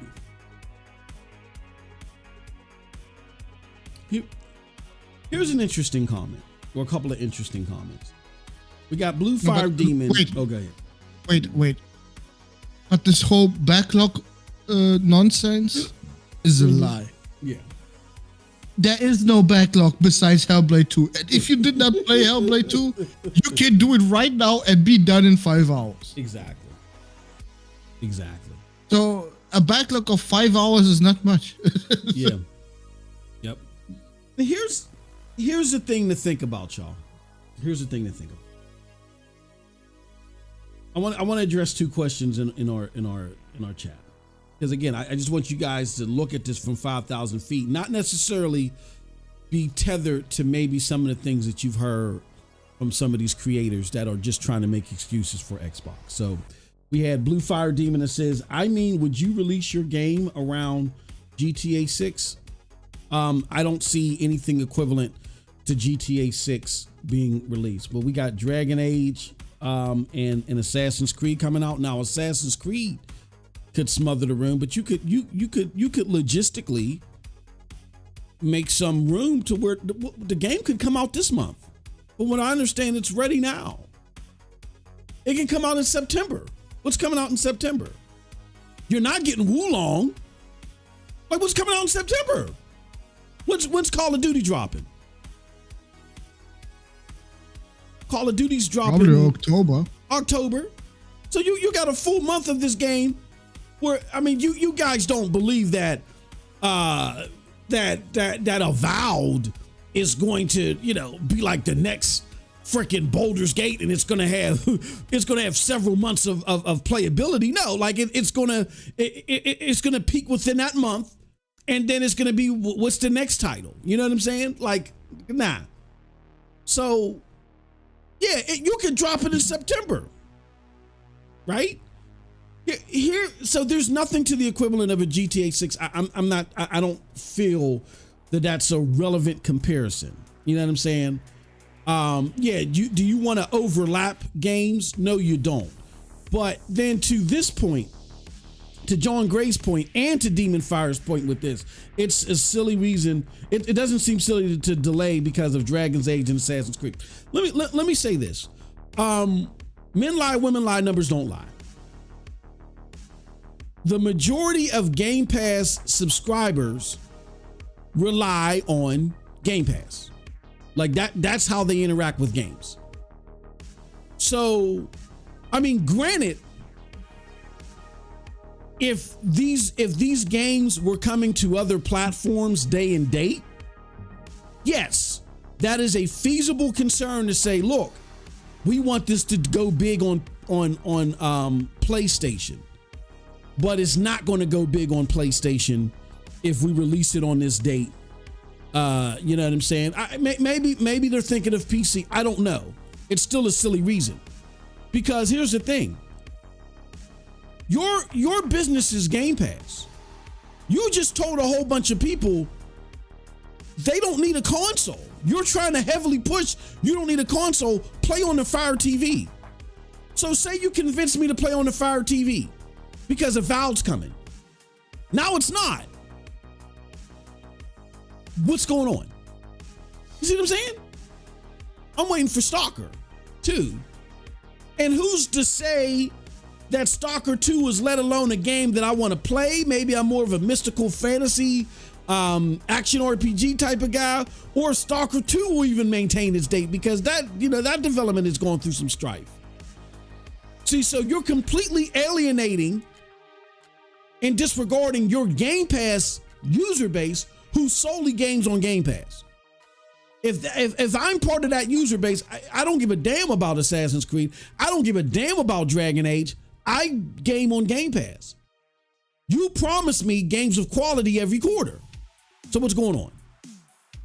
The only somewhat feasible excuse would be we are heavily leaning on sales of this game on PC, and so we're concerned with the PC release date.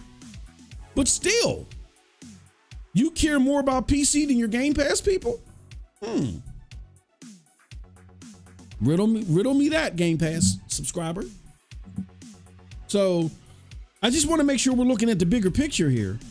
This is not the atypical, hey, we're releasing this and our consumer base just primarily buys this game a la carte. That's not what we're dealing with here. We're dealing with something different. You brought people on the Game Pass and they're paying their annual fees or their monthly fees because they're expecting that year over year, quarter over quarter, that you're going to give them quality content. You said you're going to release one game of quality every quarter. And you're not doing that. And you keep changing the goalposts. When is this turning around? 2022, that was an albatross. 2023, it just didn't work out. Phil came out and said himself, we now feel like we are in a place where we can release a game of quality every quarter, and y'all just got Hellblade 2. I can't excuse that. I'm sorry. Or maybe they meant releasing games on every platform, so also PlayStation every quarter. Maybe then it would make sense. Yeah, I don't know, man. I don't know. I just, again, my thing is, and I used to do this too. So I just want to caution people to it. When we start making these excuses for Xbox, I used to do it too. But ask yourself, when it comes to any other consumer product or service that you interact with in life, do you make these many excuses? I don't think we do. We've just been indoctrinated to grade on the curve for Xbox, to treat Xbox like they're some startup indie company, like they're not tethered to the richest company in the world, like they just didn't spend the biggest amount of money on an acquisition and business anywhere. And they can't even give you release dates. They can't even stick to their own roadmaps. Like, we got all these great, look at this shit. Look at all these little graphical designs that they're swiping from Clobrill and all these other, they can't stick to these. There is There's not one graphical slate that looks like this where the game's released on the dates given. Find me one.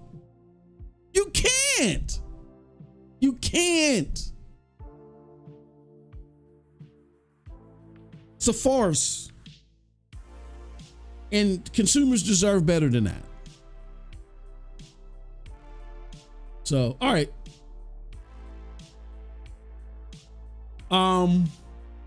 So they want us to make the most unpopular giveaway ever. That's what I got from the chat. Series S giveaway. Oh shit. Sean and Blue Fire Demon. What the fuck? I mean, it could be arranged, but goddamn, the one that is winning is gonna be probably hella pissed that he won the fucking Series S. The actual one. What is this shit? I don't want this shit. if anybody else besides YouTube, what the fuck? What is this? What is this dog shit? You trying to give me? Nobody want this shit. I'll be mad as hell. They'll unsubscribe and everything and shit. Yeah. So that's just the reality of it. Find me a graphic. Find one of these these finely developed PDF graphics or whatever. Find me one where they stick to the dates for their content. Find me one. It's like they can't ever deliver on their promise. What is a promise Xbox delivered on? Quick resume.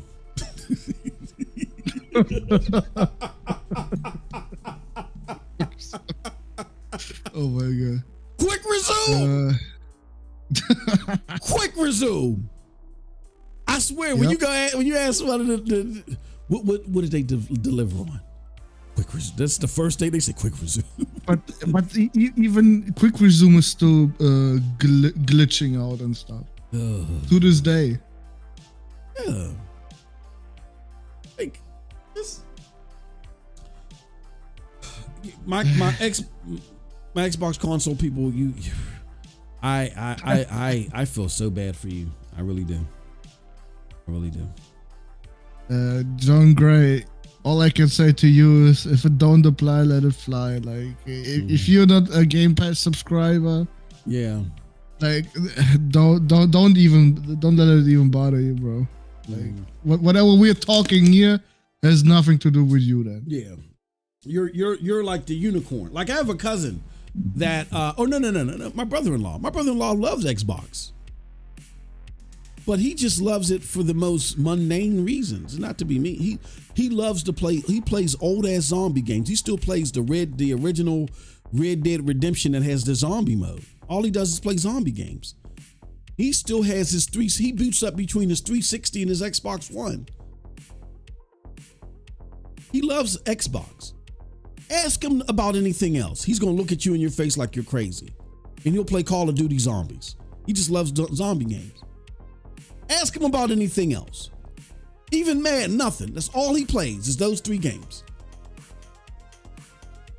That's it. So, yeah, you like what you like, man. It's okay. We're not mad at anybody for what they like. We're just saying we're talking to the gamer who is the AAA gamer who has a broad, array of expectations when it comes to this AAA gaming stuff, who were sold on the broad array of promises, the world's most powerful console, the Xbox Series S being a 1440p 60 machine, being sold on Halo Infinite, being sold on the combo of the console and the cloud, being sold on Game Pass. You were sold on this infinite sounding package that was going to make this console competitive. And therefore, by it being competitive, it was going to be healthy. We got to stop looking at competition as like a curse word. This is business. And in no reality can competition be bad when it comes to business. Like the only way that competition and business don't jive is if you're a nonprofit. If you're a nonprofit company, you're not allowed to advertise and compete in a marketing sense. So yeah, that's different. We're not talking about charities here. We're talking about publicly traded companies on the stock market, Fortune 500 companies, the richest companies in the world. This is a business. In no shape or form of the imagination should success and competition become dirty words when it comes to business. Businesses can't survive without competition and success. And if anybody says, oh, but what's the big deal? You have been indoctrinated. We're trying to help you. If anybody thinks that way, if you think the conversation around the business and the competition is bad, within it just, why we got to talk about them competing? If you're talking about the survival of a business and you're confused or you're upset or you get triggered by us comparing the success of the business and the competition, you have been indoctrinated. These companies are not getting government subsidies that in order for them to survive, they're not nonprofits. These are businesses that have to compete in order to survive. It's as simple as that. So when we talk about the competition, we're just trying to let you know how healthy the business of your favorite platform is, so you're aware of what's going on. So if you gotta change your decision or change how you interact with it to safeguard yourself, you're left in the loop.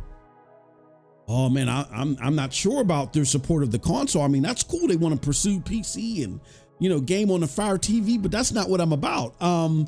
Yeah, man, it might be best for me. I love the Xbox game. Now again, this is just me breaking the scenario down. I might love the Xbox games. I don't want to give up the Xbox games. But I might not want to buy a console. I may want to get a Fire Stick and get Game Pass there, but because of the third-party games, the Dragon Ages and the Assassin's Creed, and I want to confirm that they're going to get the best patches, the best ports, the best support, and I get the array of best games, I might decide, okay, I'll just play my Xbox or my Fire TV. I'm going to get a PlayStation console. Or you might say, well, you know what? To confirm my support, I will get Game Pass for PC and I'll build a rig, or I'll get GeForce Now or something. You know what I'm saying? We're trying to help you make that informed decision. We're not saying stop playing your Xbox games, but if you're a console gamer, you need to be very leery, because what could happen is if that console support drops, like they're talking about right now, they have an exploratory committee. Sarah Bond does. What is this exploratory committee? They're trying to discover a way to bring your games over to this next set of hardware, not console. Why? Because it's not a console. So you can't simply apply backwards compatibility. Why?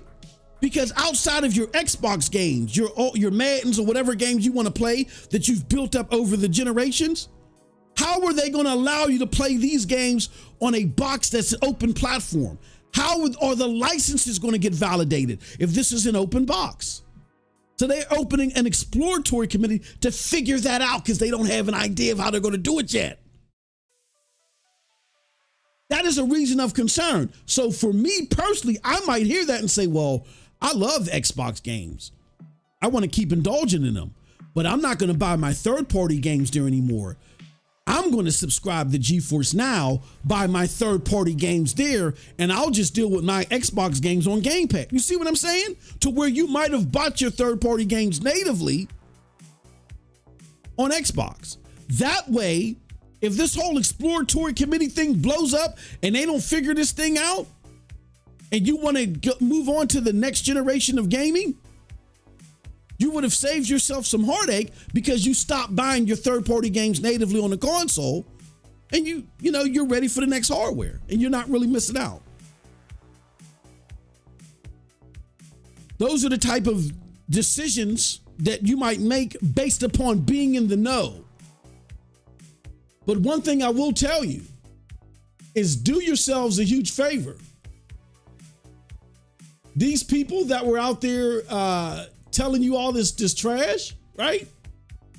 selling you all this false hope, right? The same people that were doing the chart, the finger chart. We're going to play it one more time, Cold Blood. Let's play it for one more time. This is what they're telling you now. This is what they're telling you now. The hardware one, and I know a lot of people are seeing that, and I've seen comments, people are, freaking out over that, and it's somewhat justified, but again, not surprising, because we've seen this trend happening with Xbox over the past 18 to 24 months anyways with their hardware. I know a lot of people are pointing to the fact that they're marketing, no Xbox, no problem as far as cloud initiatives goes and things like that.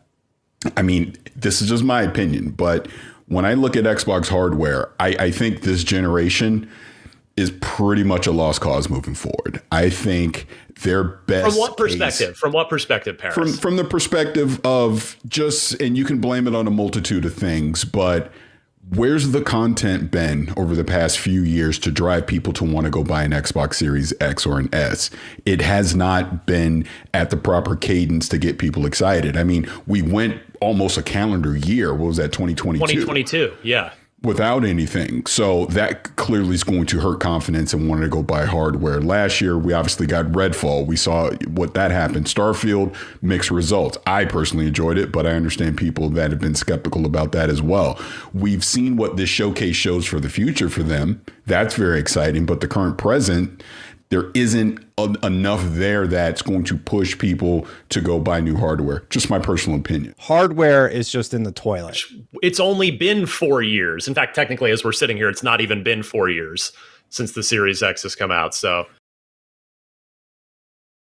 riddle me this. How is that different from anything that we've been telling you 2 years ago? They might be a little bit nicer and a little bit calmer, but for the most part, I would believe that most of us are listening to this are adults. Everybody got to talk to you in a sweet voice. They got to talk to you like that. We might be a little bit more passionate, a little bit more jagged about it because we're trying to stop you from going into the cave with the bear. We're trying to stop you from getting mauled. So yeah, we might be a little bit more forceful with it.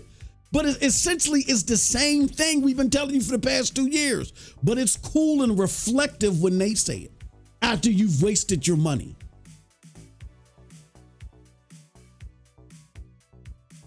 And like I said, a lot of you still have these tendencies to make the. We'll talk. We got to move on. We'll talk about this more tomorrow on Early Bird Special, 8:30 to 9:30 a.m. every Eastern every day.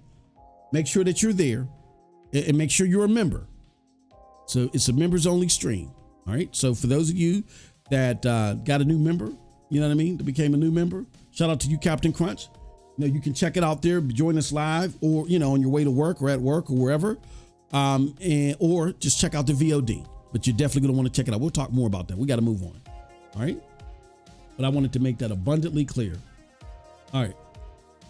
Let's talk about PlayStation news. Hold on, Xbox is already dead. Look at the numbers. Look at the device skipping their hardware. Yeah, this is what people got to get used to. And then Mandalorian did ask, he said, do you think Xbox will die by 2030? I think Windows gaming is going to be fine. Will Xbox as an ecosystem be fine? That's the question. I don't know. Here's what I will tell you, though. That, for instance, if Xbox, by the time they get to their fiscals next year, like when they start comparing quarter one post, when they start comparing year one with ABK versus year two with ABK, no longer are you going to have the luxury of those big bumps. Now ABK was part of your business last year. You got to compare it this year. We're going to start seeing those comparisons in like the next 6 months, I believe. Those comparisons will begin. Once you start seeing those comparisons, if they're in a negative, that means that the legacy Xbox business is dragging it down. and they're going to start getting rid of that legacy business. That legacy business includes Bethesda, all these games over there, all the publishers and stuff over there on that side, and the console and Game Pass. All that is on the table. Now, I would less likely believe that Game Pass would go away, but I believe that the delivery systems will shrink. I think the delivery system would just shrink to essentially Game Pass. Maybe some Xbox partnered Xbox logoed hardware that maybe is made by Mad Cats, for instance, for those of you old enough, I'm telling my age, that remember Mad Cats or whatever, or maybe they partner with Asus ROG and they make an Xbox handheld or something. You'll see stuff like that. But the delivery systems will shrink for Game Pass, and it'll essentially be, we're going to sell these IP as third party, because that is the business that's selling right now. That's the business that's lucrative right now, is the Activision Blizzard business. So, yeah, those are my thoughts. All right, let's move on. Let's go to PlayStation. All right, let's talk PlayStation news. So what do we have going on in the world of PlayStation, Cold Blood? The biggest thing that we have right now is Bungie. All right, let me do something here. Let's put Bungie up there on the screen. But the news with Bungie is big right now. So we have the GameIndustry.biz article. I'll put it up in a second, but it talks about what happened at Activision Blizzard.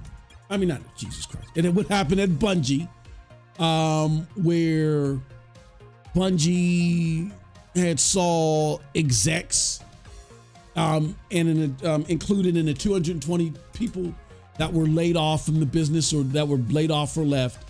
There were two names that are being floated around that they were at the exec level, and people are like, oh, because those two people are gone, it's over. I mean, I don't know, this is just my business faux pas about what's going on. Number one, I think Sony is coming in and laying the groundwork of cleaning house. I don't know if it's a takeover or the first steps to a takeover if they don't get their act together.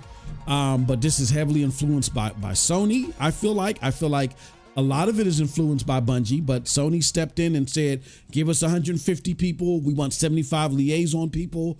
So Sony's really like working through and trying to rehabilitate them. As far as the executives that quote unquote left, I'm inclined to believe, based upon my experience, that they were told to walk in lieu of some nice compensation packages.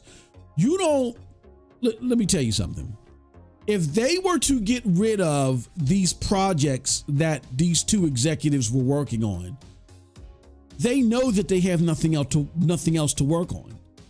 And so you're not going through this big reconstruction by saying, okay, you guys got these two top people that have nothing to do now, that like literally serve no purpose. Keep paying them a whole bunch of money. Now, I'm thinking Sony was like, yeah, we're going to cancel their projects that they were working on and get rid of them too. But they're going to get healthy packages. That's what I believe. You wouldn't have to tell. So Mark and the other guy that left wouldn't have to be told, oh, we have nothing to do now, so we're going to leave. Like Sony would be okay with them just sitting by the water buffalo and getting Pop-Tarts out of the snack machine with nothing to do. No, that's not how this works. So I'm inclined to believe that they were let go easily too. Also, I talked about how people should be cognizant of the fact that this likely was started before the final shape was even released. In order for you to make layoffs, that is stuff that you got to work on in advance.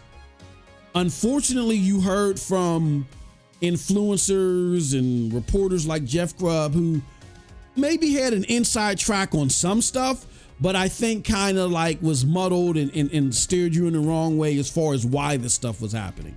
As someone with that experience, when it comes to laying off people, I can tell you right now, Sony or nobody has the luxury to say, okay, we're going to lay these people off unless this thing does well. And if it does well, then we're going to keep them. And that's something that you make that decision within a week. No. If somebody got laid off today, that layoff was finalized months ago. There's so many legal parameters, so much financial things to figure out with unemployment insurance people, the state that would pay them unemployment. There's so many things that revolve around that layoff that it has to be etched in stone months in advance. So it sounds like regardless of final shape, this plan was going to go into effect. You don't get to say, oh, but final shape did good. Never mind state, never mind insurance, everything. No, it doesn't work like that. And I'm glad to people like Stephen Totilo. Thank God for Stephen Totilo for coming out here and saving you all again from these misguided journos that don't understand. I don't understand why you guys talk about the inner workings of gaming and you don't understand how business happens at the most mundane level. And I'm not talking about you guys listening on the other end of the mic. I'm talking about those guys. Like when I was listening to Grubb's podcast he was doing with somebody else, and they were speculating what's going on with no business acumen whatsoever. That's not how this stuff works. But thank you for Stephen Totilo for clearing that up. And we got Jason Schreier, who again, he can be a jackass most of the time, but I would wait for what Jason Schreier reports. He does a lot more investigative work and dots his I's and crosses his T's. But that's where we're at right now with Bungie, right? My question for Cold Blood real quick. Despite all that's going on, when you look at the acquisition of Bungie, and I know this is a crazy question, but there's a purpose behind it. When you look at the acquisition of Bungie by Sony, and then you look at the acquisition of Activision by Xbox, in your opinion, Cold Blood, which was the better deal for gamers? Not for the companies, but for gamers. Sony acquiring Bungie or Xbox acquiring Activision? Xbox acquiring Activision. Okay. Why you say that? Because Xbox probably would not exist much longer without Activision. But Sony can go without Bungie, no problem. Mm-hmm. So to save Activision, to save Xbox, for those that adore Xbox, Activision was definitely the better buy for gamers. Yeah, I can respect that. Here's how I see it, though. I can definitely respect that. I think that's a very good point. When it comes to the companies themselves, Activision definitely was the better buy. I do consider Bungie potentially the better purchase for gamers, because I feel like with Sony's influence and Bungie's talent, that we can get some badass AAA hybrid narrative /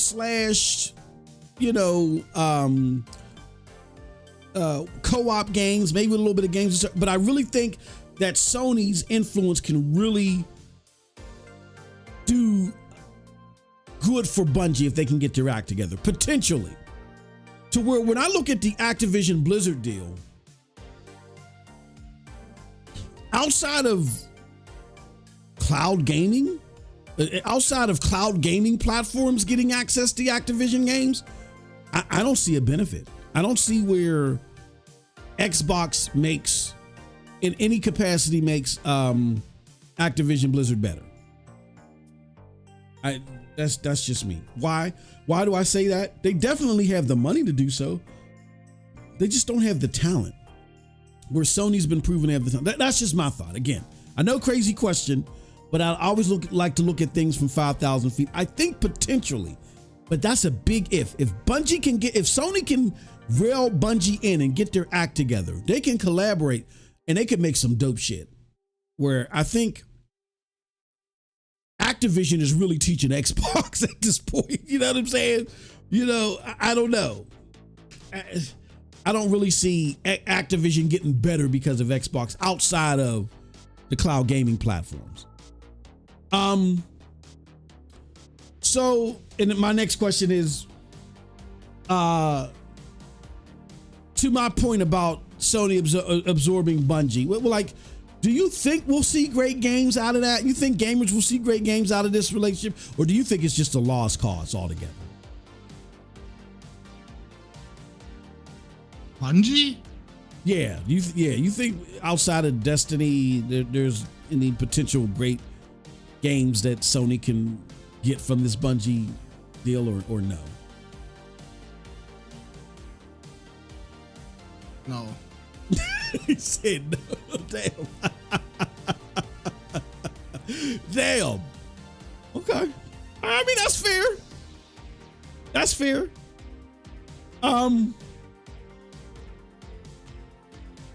Let's do a poll.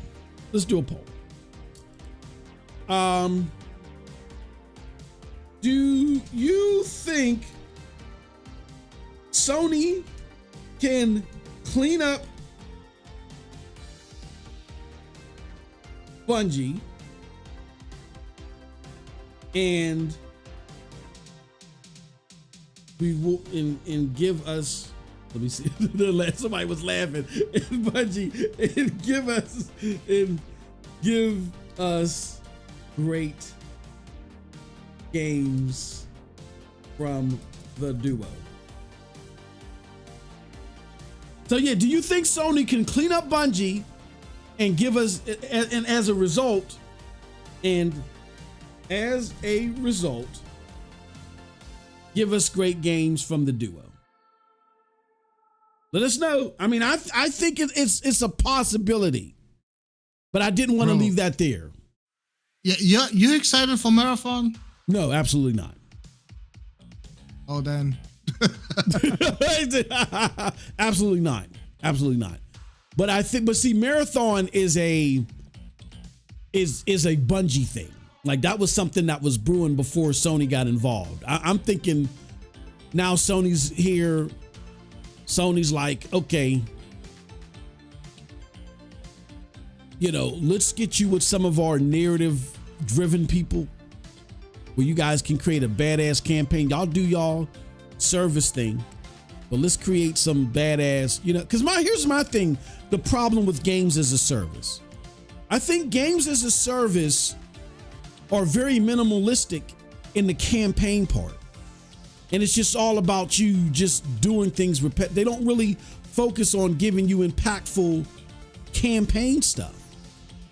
And if we can find a world where you can get very good campaign stuff and then part elements of a game that you can return to continuously, if you like that type of stuff, like if Sony can somehow figure out how to do that with Bungie, we get some dope ass games.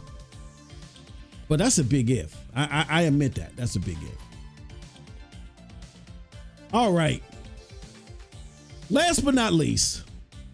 Here we go. All right. Let's talk about Cold Blood's favorite game. Star Wars. Outlaws. Okay. So the history of this game is this. The game was premiered like a couple years ago, I think it was, at a Summer's Game Fest. To a lot of people, including myself, it was like the game of the show, the way it was showcased, right?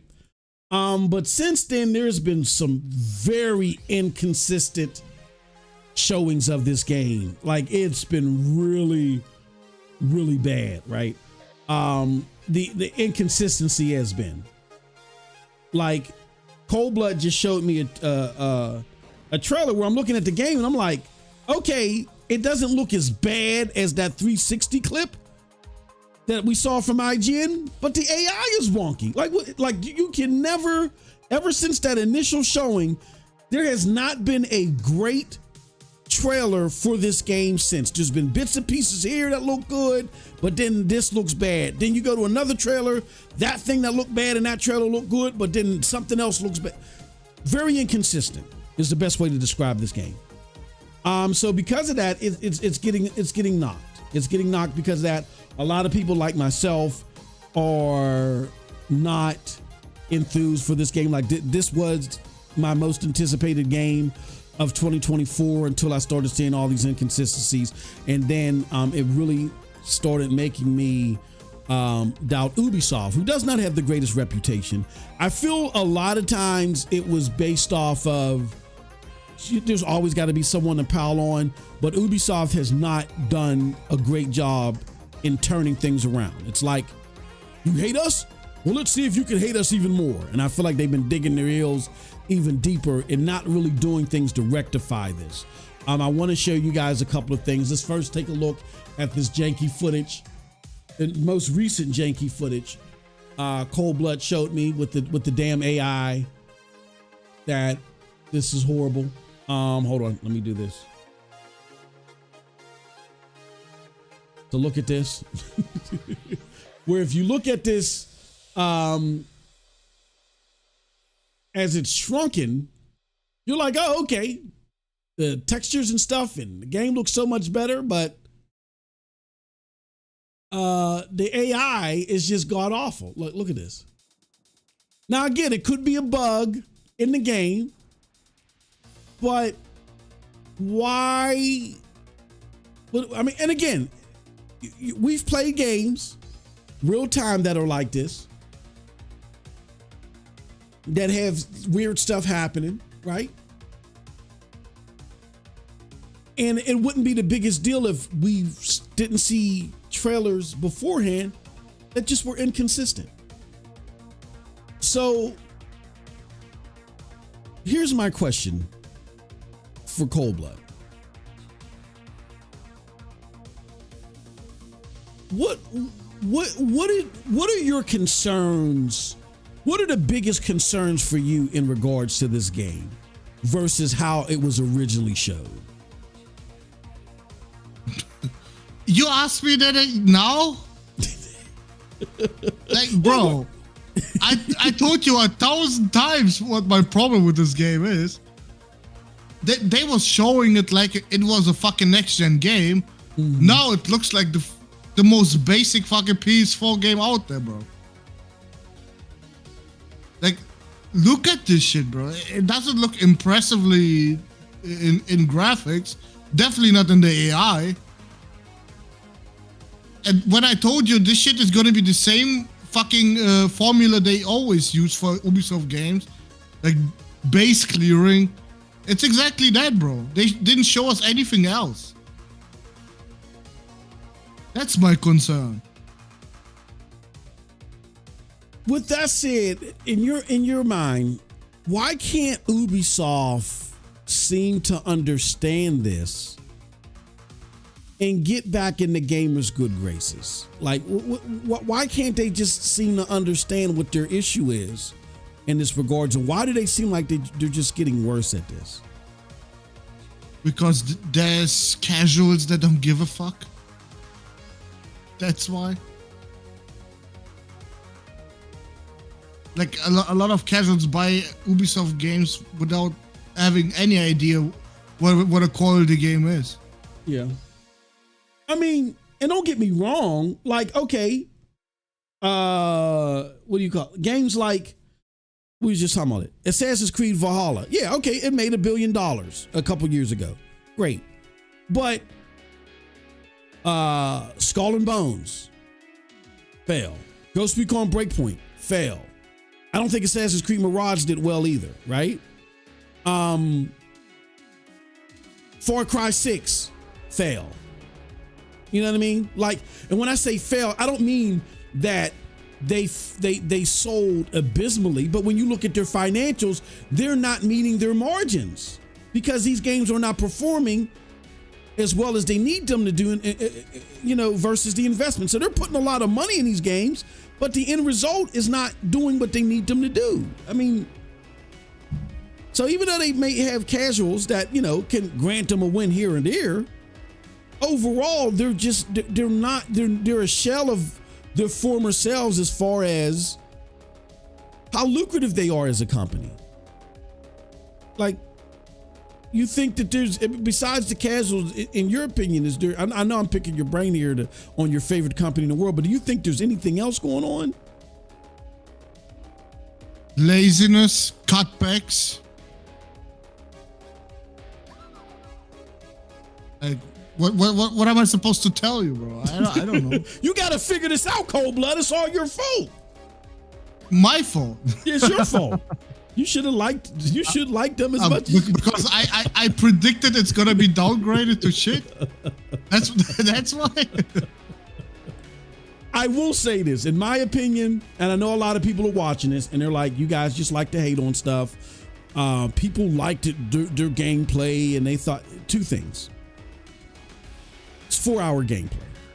I love Ghost Recon Breakpoint my first 10 hours when I was playing with J-Dub and Nethos.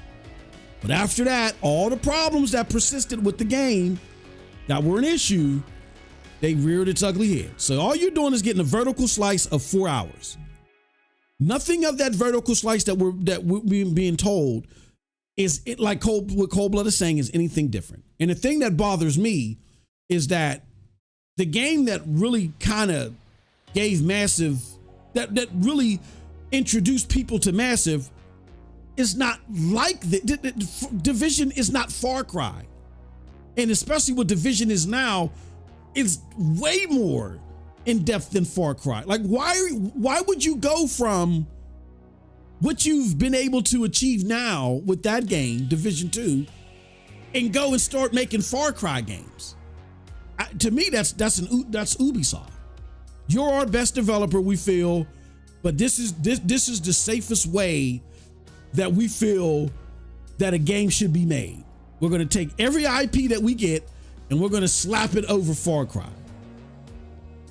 And here's why I personally think, and I'm going to talk about this in my video, why I personally think they're doing it.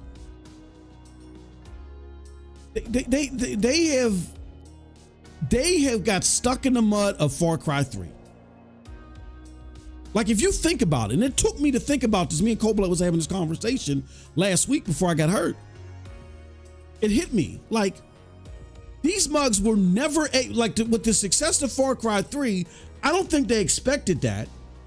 Remember, they released Blood Dragon, which was just a neon reskinning of Far Cry 3, and everybody loved it. And somebody, probably Eve, said, we need to put Far Cry in everything else that we do. Because when you think about it, outside of Division 2, it's Far Cry. It's, hold on, we're going to this outpost. Tag the people in the outpost. Let's take them out one by one methodically. Take out the one by the alarm, right? Or by the bell. And then let's go in and swoop in and start fighting. Every single goddamn action game, from Ghost Recon to Assassin's Creed, crying out loud, all of their action games are pretty much Fallout. I mean, Far Cry 3. They're stuck, even Far Cry 3, 4, 5, and 6.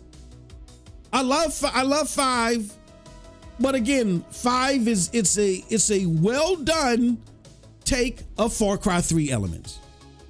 They are stuck on Far Cry 3, and Ubisoft, for all the money that they make billions a year. They don't know how to get out of that rut. And that's totally unacceptable. And now you're taking Massive, somebody that's probably doing the most unique stuff out of all your developers, and you got them making Far Cry games? Like, are you that in love and entrenched with Far Cry? Like, get over it, dude. That was like 13 years ago. Get over it. So that's my message for Ubisoft. And to me, to be fair, I think this is a game that's going to score anywhere in like the high 70s, low 80s. I think it's going to be a game anywhere between 77 to like 85 at best, right? 85 or 84, right? people might look at that and say, well, that's not a bad score. But this was a slam dunk. You have a developer that knows how to make more than just Far Cry shit. They know how to put more in the game than Far Cry. Apparently, they're your best developer because you got them doing all this big IP for you. And you have Star Wars. Star Wars.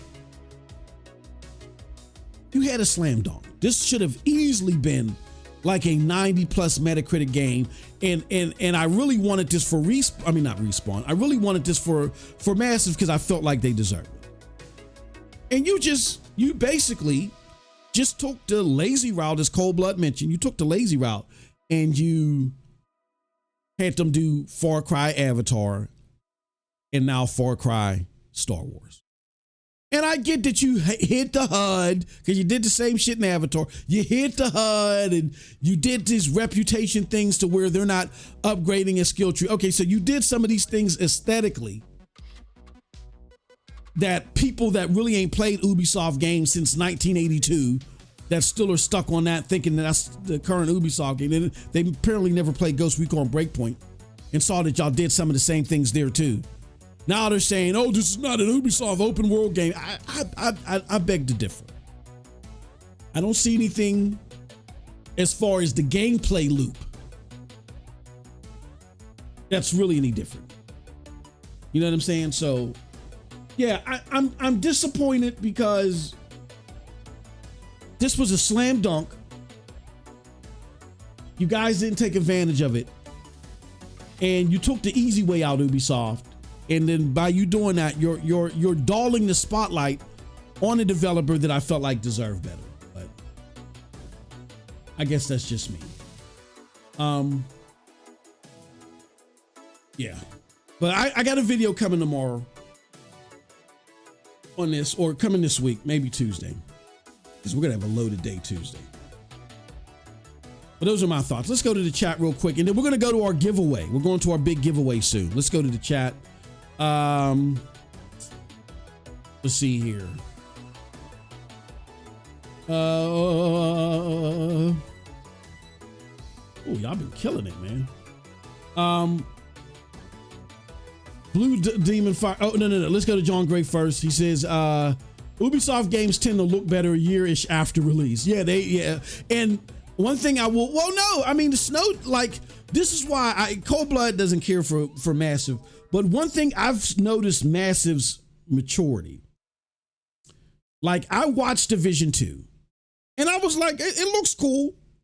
But when I play Division 2 now, like when I'm playing it on Ubisoft, not GeForce Now, Ultimate, and people like coming to my stream, they're like, oh, what game is this?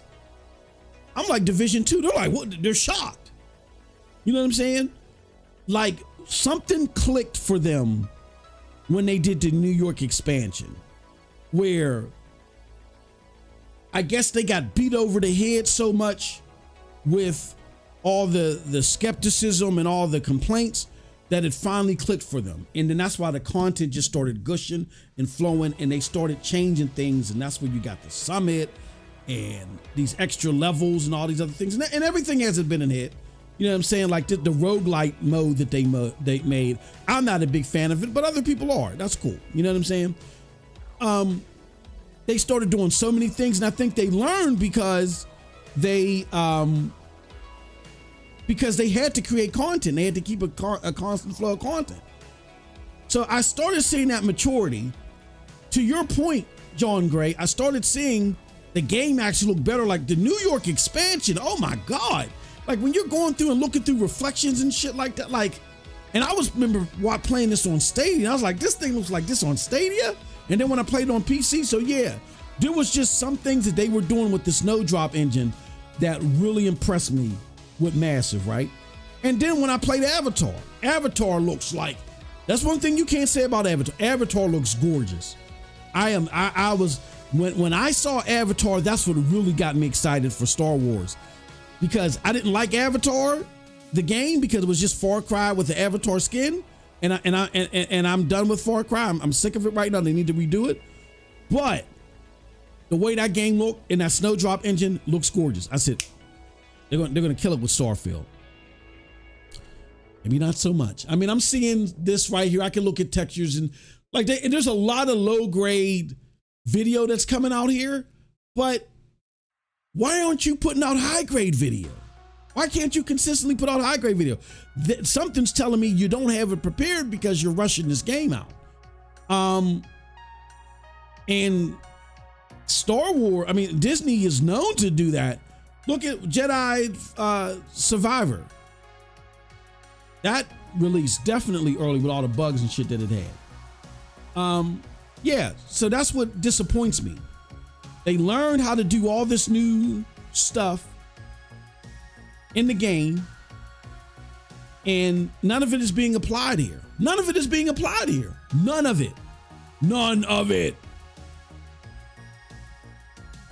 Yeah, I'm with you, Blue Fire Demon. Story doesn't even have to be 100% good. It's Star Wars.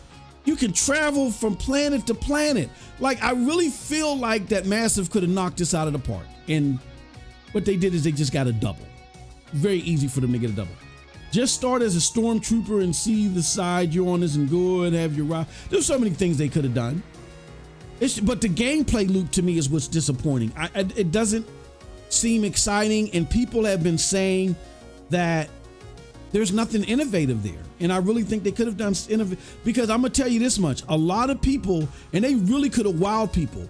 A lot of people that are judging this game or looking at this game, they haven't gone back to Division 2. They haven't tried it since the New York expansion. They played it at launch, they gave it up. So they don't understand these new integral elements that are in it, in the game, that'll make you go, oh my God, this is some crazy shit. Those of us that go back to Division 2, we know that. Because I even get why people left Division 2. And I'm a big fan of those type of games. And Division 2, after like the first several months, it was boring to me. I gave it up for a couple of years or whenever until the New York expansion came out. But none of that stuff that they seem to hone their craft on is in this game. Hopefully Star Wars will be less buggy than Avatar. We'll see. I don't know. Star Wars Outlaws seems to play like Watch Dogs with nicks instead of the hacking. I could never get into Watch Dogs. And Jonathan says hit that like button. So yeah, that's where we're at, y'all. Unfortunately, I'm concerned with the game. That's my issue. I got a whole video coming out. You heard what Cold Blood's concerns were. But yeah, I mean, and I would hope to be wrong. I would hope to be wrong. I would hope that they just took the most mundane vertical slice just for the preview, and that there are different elements to the gameplay, and but there's just so much inconsistency from what we've seen that I just don't know, man. I just don't know. With that said, let's end this poll before we go to our giveaway. So we're ending the poll and we say, do you think Sony can clean up Bungie and as a result give us great games from the duo? 75% of you said yes and 25% said no. Interesting results. I was expecting the opposite. With that said, we are now here. Look at that. Now, let me refresh this because it's not even showing the wheel. There we go. We got everybody here. All of the gifteds. Thank you guys and gals so much for your support. We got 66 of y'all right here. We had 67 and somebody didn't keep their, well, they got rid of their membership on Thursday. They didn't renew. Too bad, so sad. I didn't renew on Thursday. Here we go. We're about to spin it. This is for the $25 giveaway. I will reach out to you to distribute your $25 gift card or whatever. But here we go. We're going to spin. And again, we're going to do another monthly giveaway of $25 on the 21st or around the 21st. That one, you have to be a member for multiple months. So do not let your, lapse. You do not want to let your membership lapse because those monthly giveaways are only going to multiple month members. All right. All right, let's go. On your march, get ready. Oh, hold on. Almost made a boo-boo. There we go. On your march, get ready. Get set. One more. I keep stop playing him. All right, let's get everything off the screen. All right, on your march, get ready, get set, and let's go. Spinning the wheel. Big money, big money, big money, big money. And the winner is... Oh, it's Heath Stevens. Oh, wow. Okay. The homie Heath Stevens, longtime supporter of the channel. The longtime supporter of the channel, Heath Stevens in the house. Shout out to Heath. He won. Have a good week, John Gray. Thank you very much. There it goes on the screen. So I know there's a delay in the podcast. It should catch up. But shout out to Heath Stevens. I'll reach out to Heath and he'll get his, he'll probably want a $25 gift card. And we'll post him getting the card just for full transparency. We'll post it in the Discord. And we'll have, we'll give a shout out to Heath Stevens. But congratulations, Heath Stevens. Let me put the matter of fact, $5 for $5 for a chance to get 25. You can't beat that. All right, let me put this on Twitter. I'm gonna do it right now. Switch accounts. Congratulations. Here, let me go to my profile. Shout out to Heath. You're probably gonna think it's a fucking scam. No, you know what? I think Heath won something from me before, from way back in the day, long time ago. But see, hey, all I did was the magic wheel. All you got to do is give yourself a chance. All you got to do is give yourself a chance. Congratulations to homie. That's my homie Heath. Congratulations. It's my fellow Pennsylvanian. Congratulations to the homie Heath Stevens.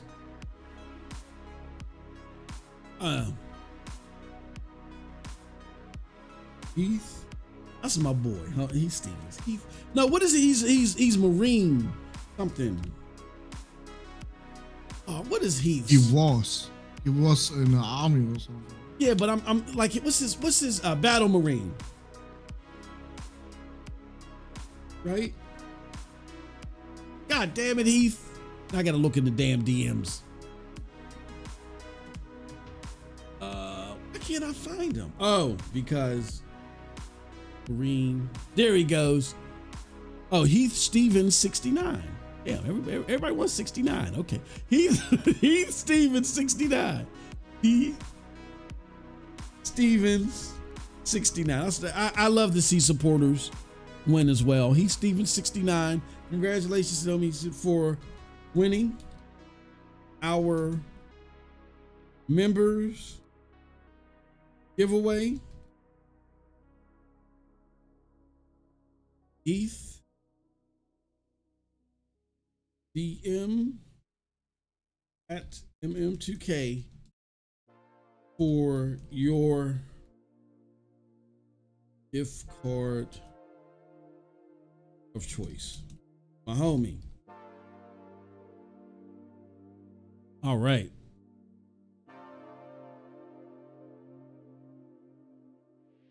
So let me do this.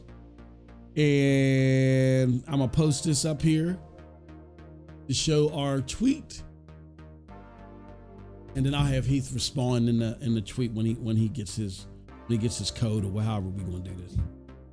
But shout out to Heath Stevens, to the homie Heath Stevens for winning the gift card or winning our giveaway. That's all you got to do, y'all, is keep that membership rolling. So for the end of the month giveaway, so you don't lose out. So you don't lose out. All right.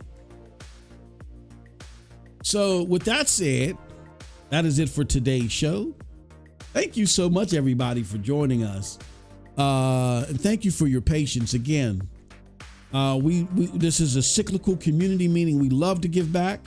So the best ways to do that, if you show us love, we're gonna show you love her. All right. So we got 2 renewals, and we got a gifted today. So that brings us up to 3.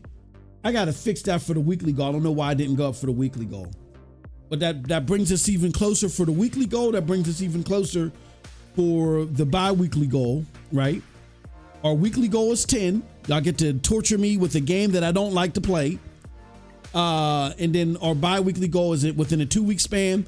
If we can get 35 renewals or gifteds, you'll get a $10 Discord giveaway. But level 2 is what we reached last time. Now we got to 25. And of course, the monthly goal is for 20. If we can get to 50, at least 50 renewals or gifteds, renewals, gifted, or new subscribers rather. Let me make that abundantly clear. Either if you become a new member, you renew, or you subscribe, or you resubscribe. No. Renewal, subscribe, or gifted. Either one of those 3.